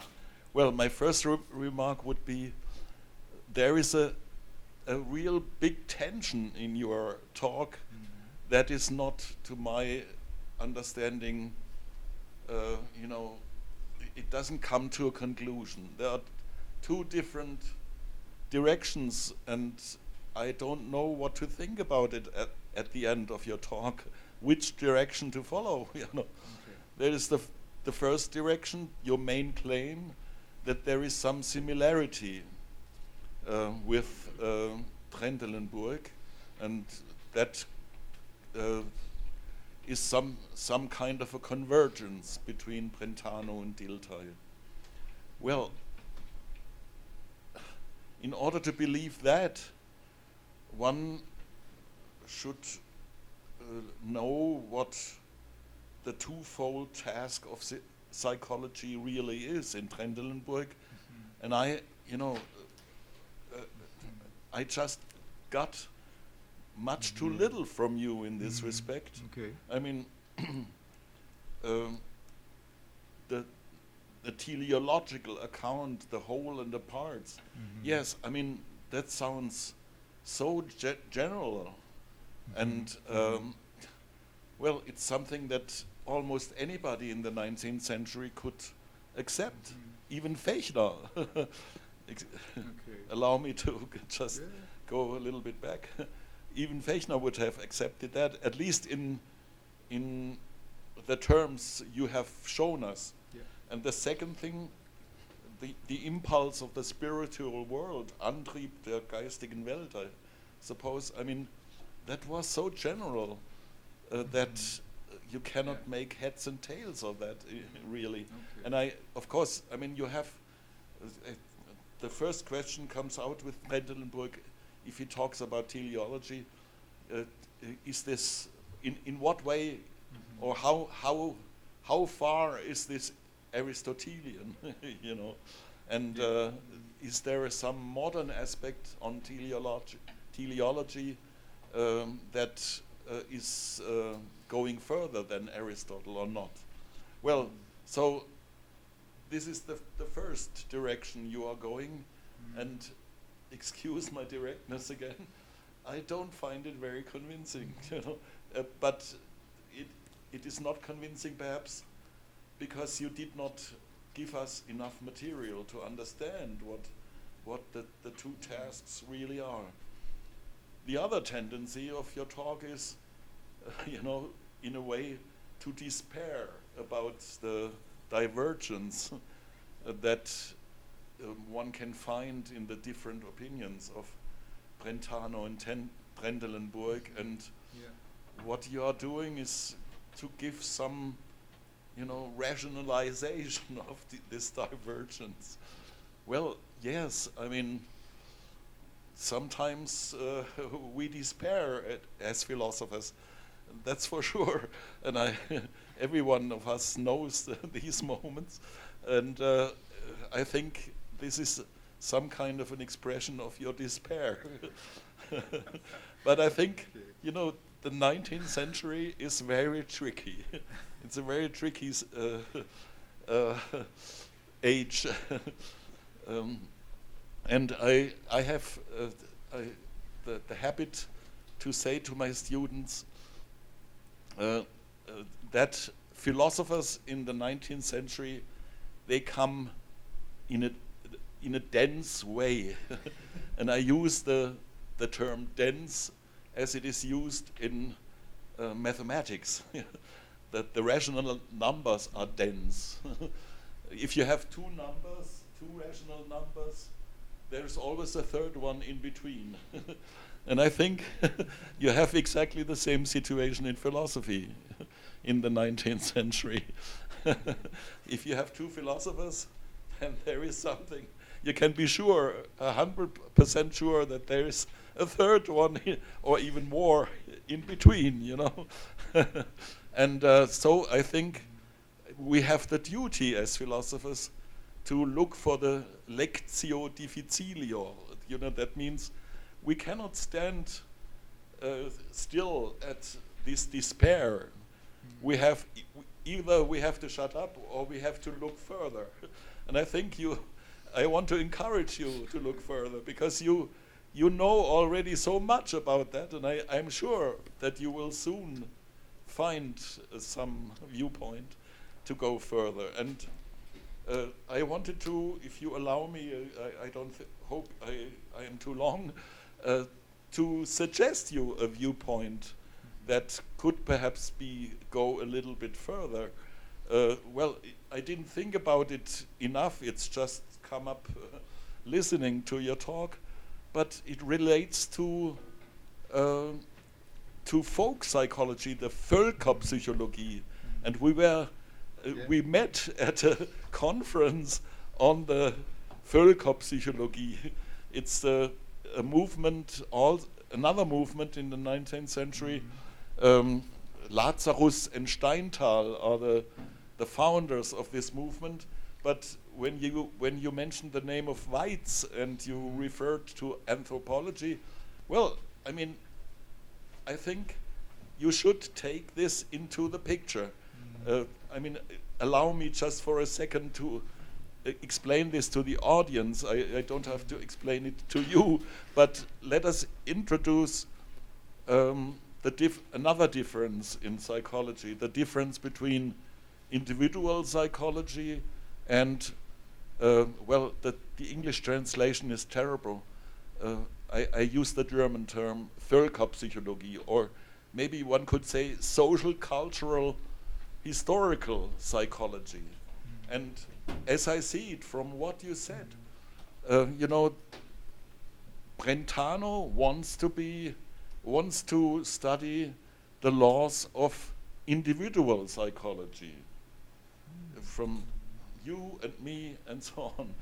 And maybe later, if these laws of individual psychology are known, then one can speculate about something like a social psychology or a Völkerpsychologie, where the folk spirit is investigated, as Lazarus and Steinthal said.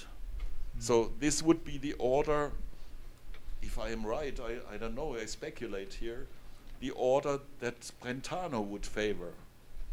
But on the other hand, you have Dilthey. Dilthey would say, there is no point to study individuals before you don't know the collective to which this individual belongs, the social unity, the society to which the individual belongs. So we first have to investigate the documents and so on of some social unit.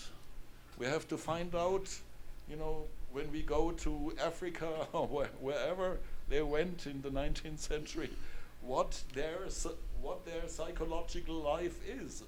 If, you know, some ethnic unity that we don't know, and they were separated from us, and we have to study first what their psychological life is, and this has to be studied in a way also through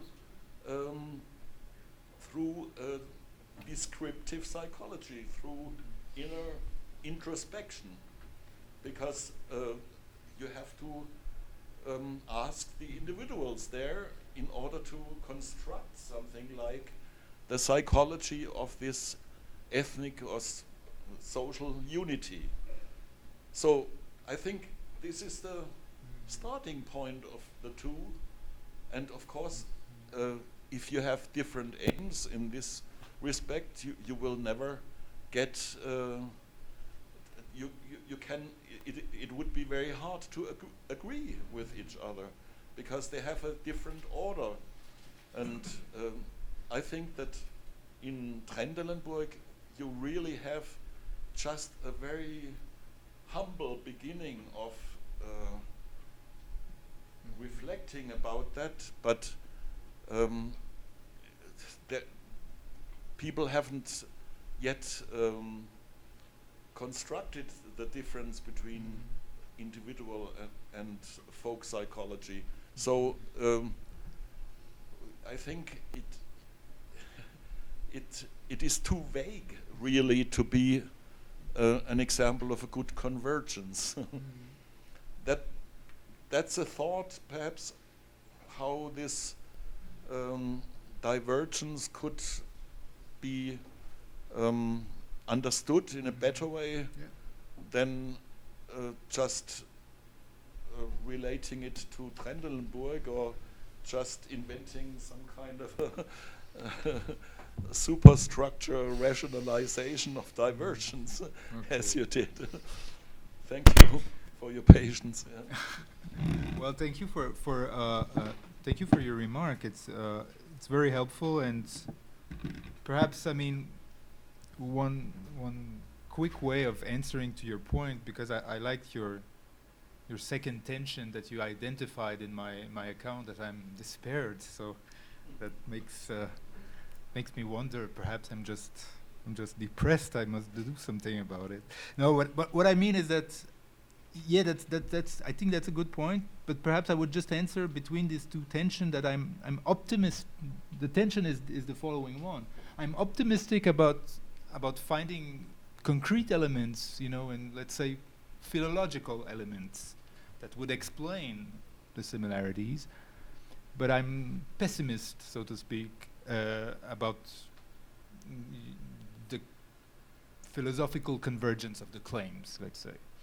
So the tension is so I'm not like the Dr. Jekyll and Mr. Hyde. I can be both of them at the same time, because they apply, so to speak, to different fields. So I'm optimistic in history of philosophy if we can find, you know, concrete evidence, philological evidence, and I'm also realistic or pessimistic or in a state of despair, as you put it, perhaps about some convergence between philosophical claims. As your concerning your first point about the first tendency, or the first tendency, I agree with you. It's not enough. I don't want to say that Trendelenburg speaks about Antrieb. Dilthey speaks about Antrieb. It works. So that's not enough, right? You're correct about this. Perhaps it didn't come very well now in the slides, but when we compare the German text, some passages are almost identical. I'm not suggesting that Dilthey so plagiarized Trendelenburg, but let's say the claim I want to make is to say that it seems to me very improbable that Dilthey didn't read these lectures of Trendelenburg. So this is the safe claim, and the less safe claim is to say that I think he took some of the ideas of Trendelenburg. Of course, I mean, he reworked that considerably, and I don't put that into question. But I think there is some connection here. But I want to restrict the connection only to its philological dimension. Just want to say, okay, well, what could give us a reason to do this exercise of compare and contrast? Well, in some cases, and I think this applies to this case with Brentano and Dilthey, there is some philological evidence that can be a starter, so to speak. But you're right, and I think that's the lesson that is behind your point, is to say, well, we have to be very careful about this, because if we put too much emphasis on this, it could suggest something that is way too much or way beyond what we can actually say. And I take it as a good warning. So in this sense, yeah, you're right. I mean, could also put Fechner in the same basket. So to this, if we do it that way, should be more careful. Point taken. Good. And the second tendency, I mean, I think when we're doing philosophy, we have to do some kind of rational or reconstruction or rationalization of the positions. So at some point, it depends, of course, where we do it and in which context in the whole project, which place it takes. But I think it has to take a place somewhere. I mean, we're looking at claims. We want to systematize this in some way. The way I want to support this kind of work is to say, okay, well, this is my reconstruction, but that fits with the reconstructions of other people to some extent. So it has some kind of historical, philological basis that is useful. But I don't feel myself so much in a state of despair, but I mean, it's good to have an analyst, so speaking to oneself sometimes, so I'll think about it more. Good. And for your suggestion about Völkerpsychology, or the Völkerpsychologie, that's very, you're right to stress that this is, I mean, if we want to explain divergences, this is perhaps the best way to explain it, is to say, okay, what are their take on Völkerpsychologie? And you're right to point out that Brentano is also against that kind of psychology that starts from societies. He thinks we have to start from individuals and so on. Yes, absolutely, and this is something I would like also to investigate.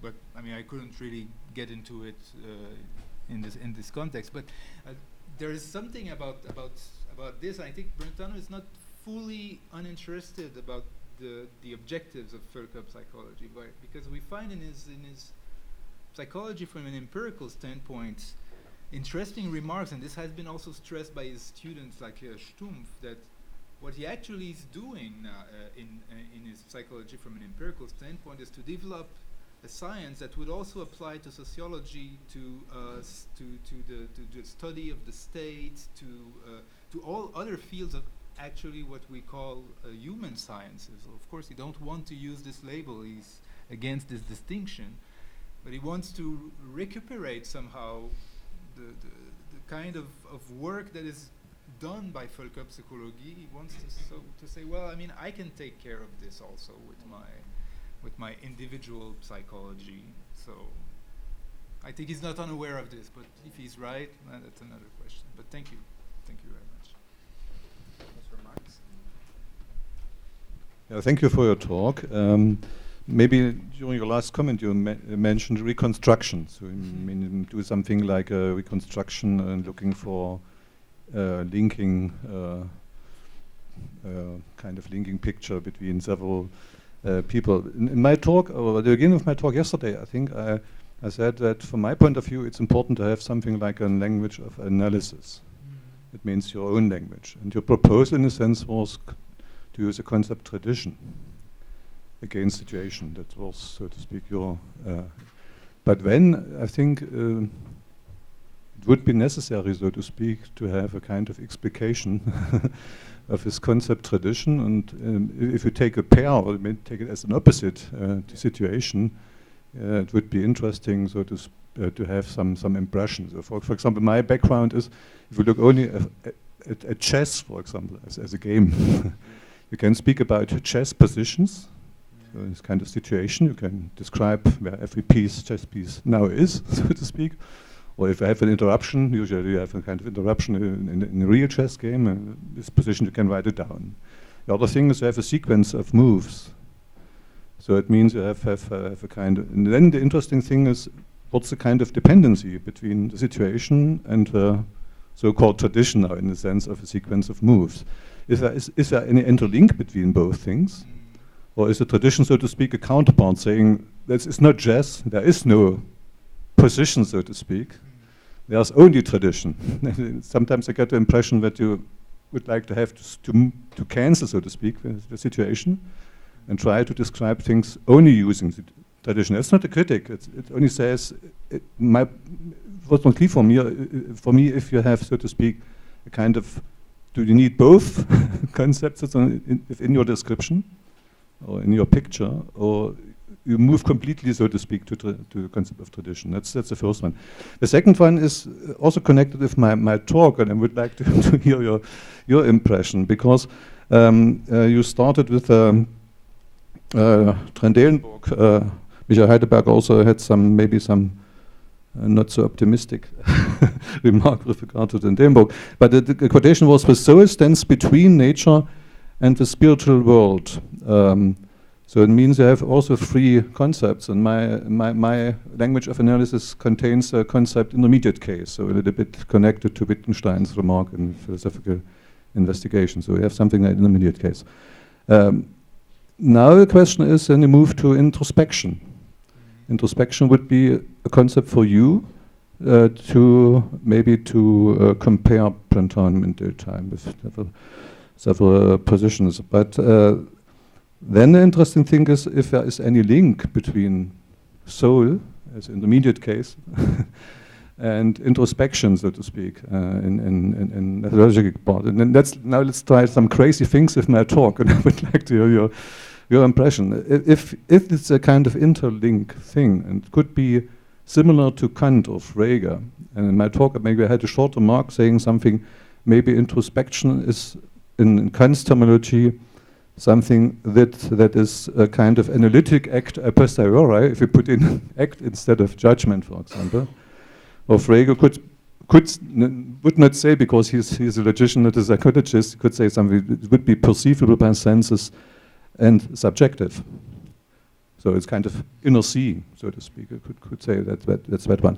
And then you gave a hint, I couldn't remember the name, that there is a misunderstanding between Durkheim and Brentano, saying Durkheim misunderstand because he has a very general understanding of introspection, and somebody, I can't remember the name in the talk, then said something, it's only actual occurring mental acts. So we have a lot of things, so maybe it's a kind of reduction to mental acts, so to another concept.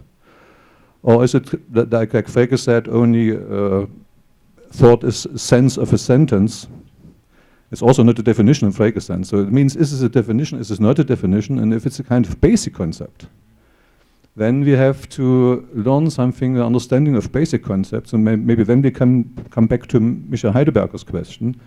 Then you need, so to speak, the methodological surroundings, for example, individual or folk psychology, in which kind we understand, for example, introspection. So if you have some concept for both thinkers, we can try to compare them. But then you need a kind of explication, and I think that then the final thing is, so to speak, that's my point also, that maybe you have a philosophical talk in a sense, but speaking about cognitive psychology, and usually the association is psychology is something like a science. The problem is if the thinkers are successful, so to speak, to develop a science, psychology as a science, or how is psychology as a science possible? So it would be like Kant, metaphysics as science, Frege, logic as science.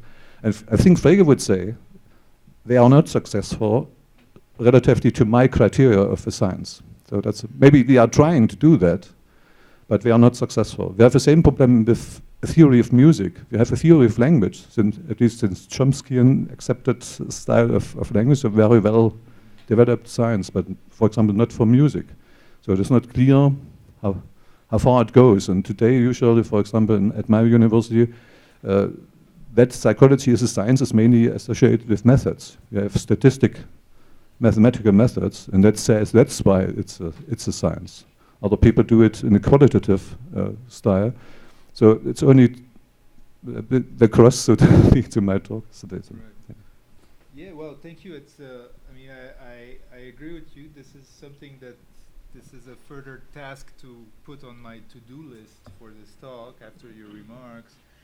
To consider more, yeah. So perhaps something like conceptual translation or something like this. So when we're doing, or what you talk, the language of what you call the language of analysis.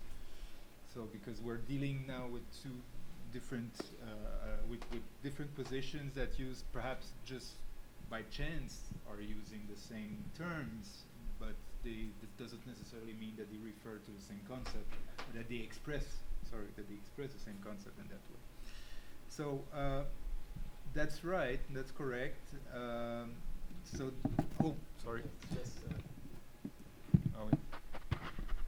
Yeah, so that's right, and that's correct. But yeah, well, that's also some extra work to do, and I must say I was lazy for this talk, so this is my excuse. No, but seriously, I mean, I take your point seriously. I mean, and also, I mean, I think your second point was an application of your first point about, for example, this quote here. So, okay, what is meant exactly by the soul, and what is meant? So, how should we understand exactly these terms? So, I would answer here a little bit, well, differently, but my answer is actually similar to what I said to Michael Heidelberger just a moment ago. Is that, well, I'm not here when I use these quotes. This is something that didn't come up enough explicitly in the talk. But when I use these quotes, what I want to show is that the expression used, and that's why I'm using the German here. Perhaps it should have been the other way around. But anyway, I think that these phrases are used also in Dilthey. So I'm not making a point about the concepts or the contents expressed. I'm making a point about the structure of the sentence. Well, not the structures, but the words and the sentences used in these texts. So this is more a point about, okay, there's a similarity, but there's a so important similarities in the words that what I want to say with that is that well, I just want to ground the connection, the historical connection. This is just the point I wanted to make here. But and then your third point about psychology as a science, which is also in line with the two first points, is this is also a big issue, of course, and my oversimplified picture didn't succeed in clarifying the point. Of course, science means different things. The word science means different things for these different philosophers. So we should also be clear about what exactly in which respect they are opposing. But I think, I mean, that being said, I think that what they have in mind, most of them, perhaps not Frege, but I was not discussing Frege here, but most of these people, like Brentano, like Dilthey, but also the people they were coming from, so to speak, the traditions that I mentioned, so Trendelenburg being one of them, but also Helmholtz and the Kantian, Neo-Kantian tradition, had in mind a concept of science in similar terms, I think, in general. So they were thinking about natural sciences, the way we formulate hypotheses, the way we verify them, something like empirical method, so to speak. I think that would be like the common feature that would be accepted by most of the people that I'm talking about. So in this sense, I think if I had to use your method of providing the analysis of the language analysis, or the language of analysis. Sorry, yeah. So it would boil down to something like this. So empirical methods, something like this. So perhaps it's not enough, but it's the beginning of an answer to your third point. Hope it's okay. Professor Neil.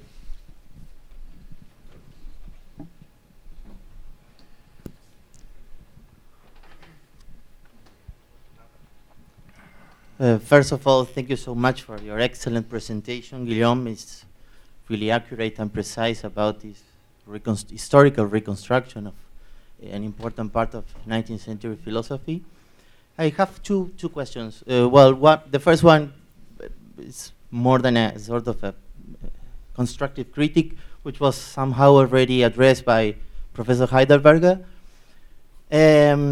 Since you find a common source of both thinkers in the work of Trendelenburg, my critique would be I would have loved to hear much more about Trendelenburg in this context. So much more textual proof in order to found your claim that there is a common source for both Brentano and Dilthey. but that's the only, let's say, historical point I would like to remark. And going back to my second point, which is a more philosophical one, which somehow was discussed, but I believe there are, I would like to hear your opinion on that.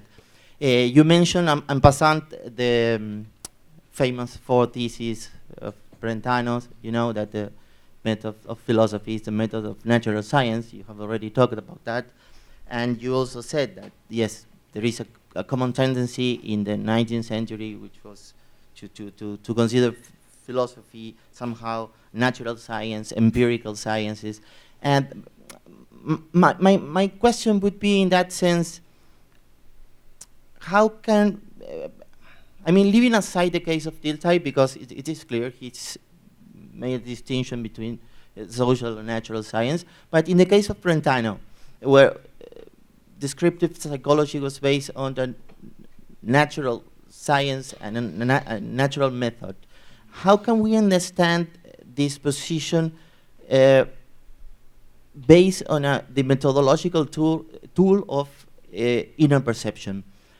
I mean, it is clearly that it is, perhaps it's a bit anachronistic, my point, but it is clear more phenomenological stance rather than a natural position, a naturalistic position, at least in with our day concepts. I don't know if you understand what I mean. In that sense, I would like to hear your opinion. What or how do you consider Brentano's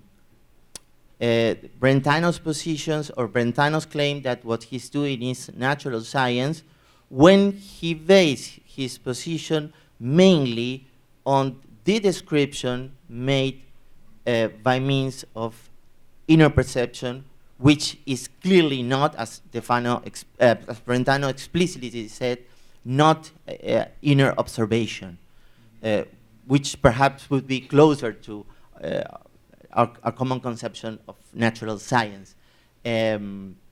So how do you see this point? Yeah, well, that's a very good point. Well, first on your first point,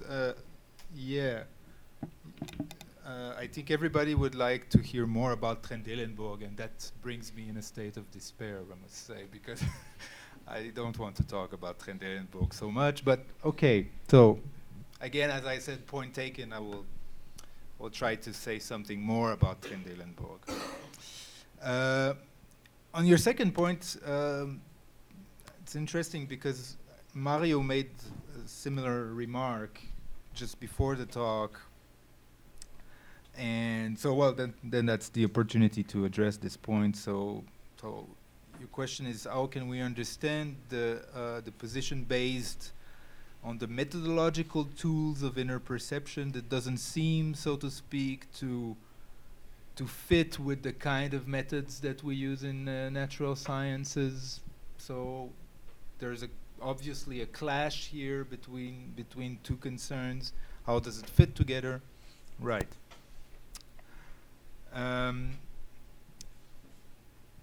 Well, this is a complicated question. First, so for Brentano, the methods of philosophy, yes, are the same as the methods of natural sciences, or as the methods of natural science,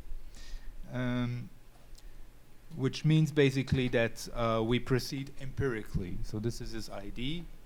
We do description, we do observation, we do classification, we generalize, we do induction, and we do deduction. So this is basically empirical science as John Stuart Mill describes the tasks of the steps of scientific inquiry. Brentano's taking that all from Mill, so there's not much magic behind that. It's just basically this.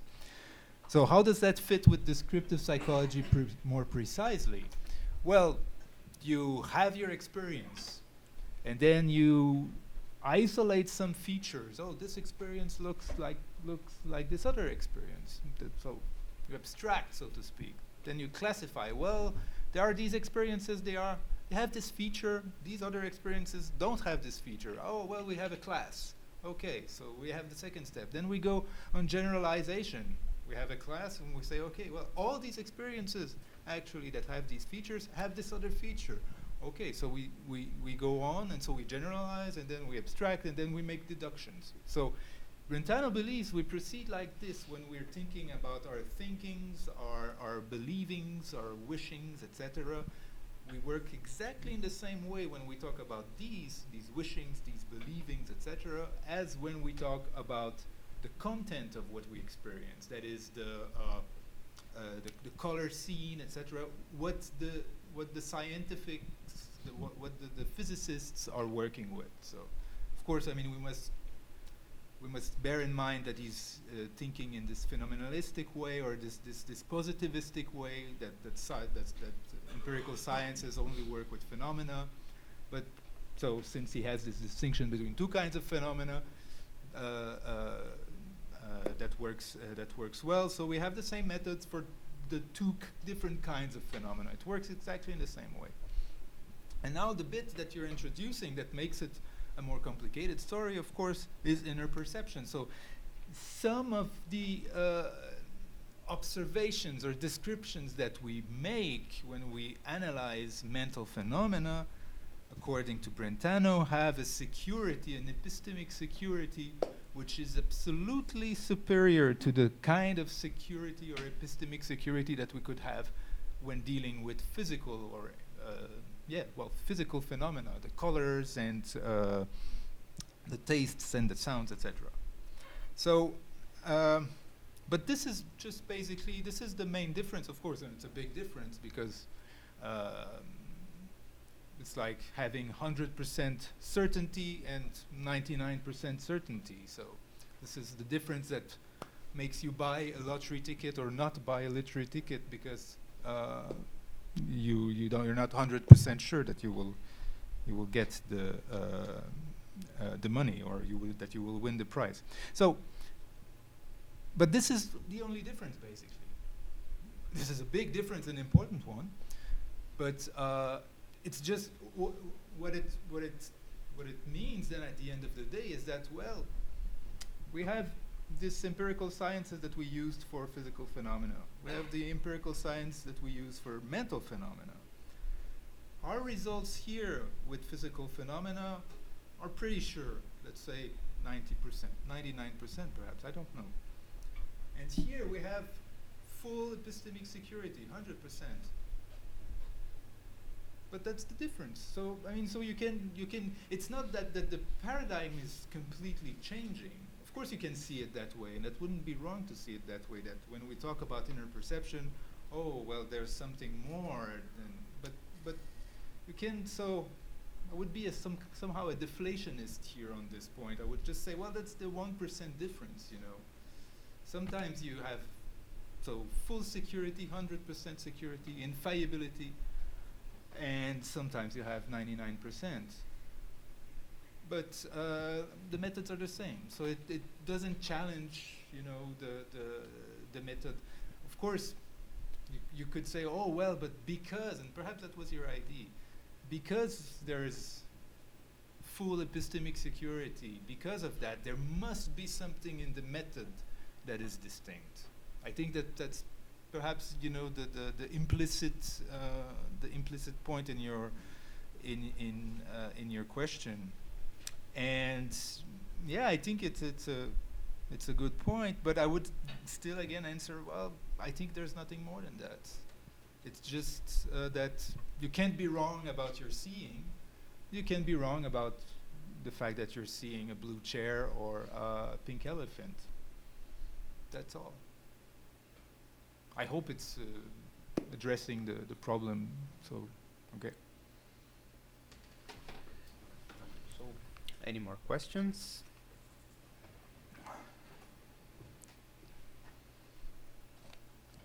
Professor Imberg?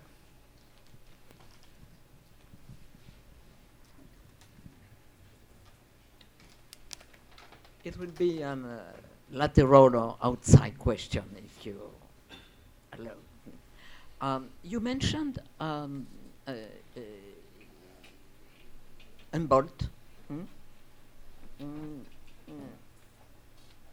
I guess we cannot miss his publications and works on languages. And then in your presentation, language did not occur. I think that you have deep reasons for that. It is not just an omission. Yeah. What has been the role of language to side psychology and overall when you speak of folk, nature folk psychology? Yes, thanks. That's well, you're giving me an opportunity now to speak about language, so thank you. Yes, it's a difficult issue because what we have this Helmholtz Humboldt tradition. So according to which, language is the expression of a worldview, of a Weltanschauung. So there is a direct connection, so to speak, between language and the minds. So a very deep one, a very primitive one. So this is, I think, involved in in the Humboldtian tradition, and this also has an important bearing on the development of Völkerpsychology later. So some people like Steinthal, like Lazarus, will actually further, at least in my understanding of what they are doing, they are furthering this tradition of Humboldt in an important way. So what they say is that, well, we can just investigate language if we want to understand what these people, people in other countries, how they think, what they think, etc. We can just use language. This is perfectly good because language expresses this Weltanschauung. This is a view against which we find in the beginnings of linguistics. So, like people like Noiret, people like from the French tradition, but also from the German tradition. So, in the beginnings of the development of linguistic as a science, we find other options, so to speak. They will say, no, well, I mean, language is just an expression. It's not. It cannot be taken as a starting point for the analysis. It's just expressing something which is more primitive than language. So, and this is the view that the Brentanians, for example, will defend as their own. So, and they are opposing to Humboldtians in this view. So, perhaps to just close this point, but to connect it with what I've said, is to say that, well, I think Dilthey is much closer to the Humboldtian tradition in this sense when it comes to language, and that the Brentanians are much closer to a different view, to an empirical view of language, which makes it, of course, even more problematic when we come to the chapter of language. If we want to understand how they are opposing, or are their positions, or Dilthey and Brentano's position are opposed, then it brings another field of opposition. So on the nature of expressions. So what are expressions actually? So I didn't want to address this in this context. I mean, but it's an important point. And Mati also has this very detailed critique. I think he published 12 articles against Völkerpsychologie, or the conceptions of Steinthal and Lazarus.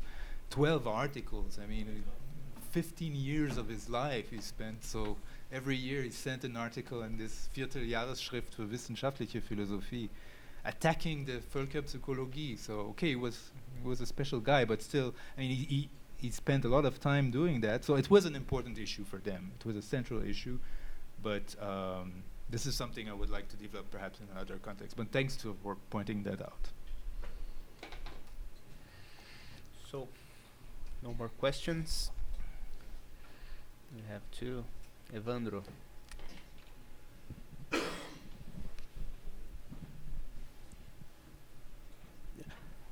Thank you, Frechette, for your talking. It's a pleasure to see you again.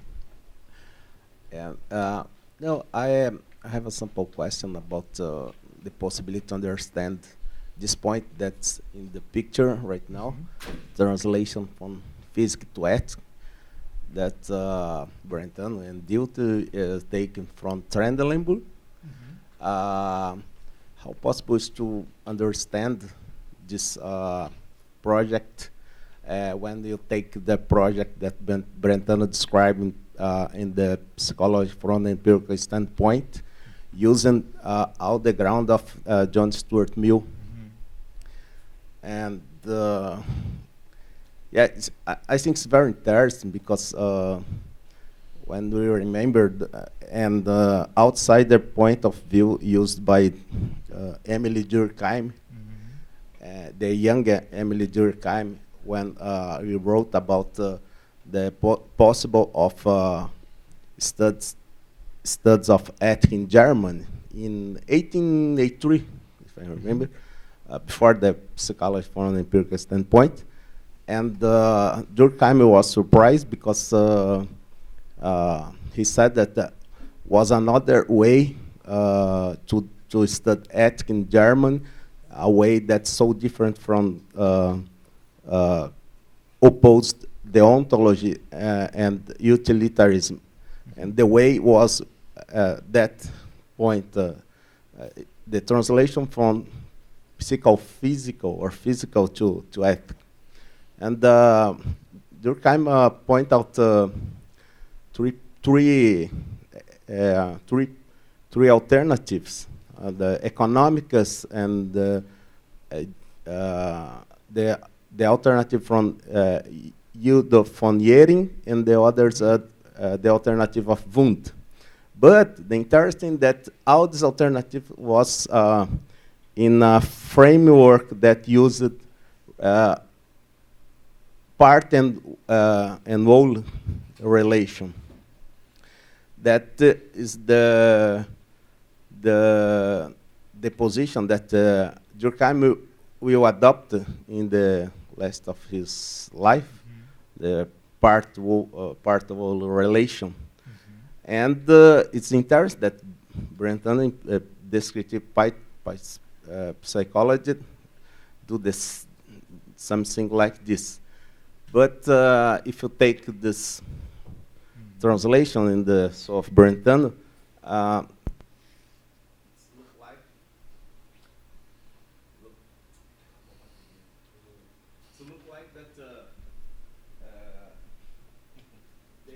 idea that Brentano taken from John Stuart Mill in psychology from empirical standpoint was something different from the last project. The last project of Brentano, when you can understand the translation from physical to ethics. So I suppose. Okay. Yeah. But you mean it's different from the last project of Brentano?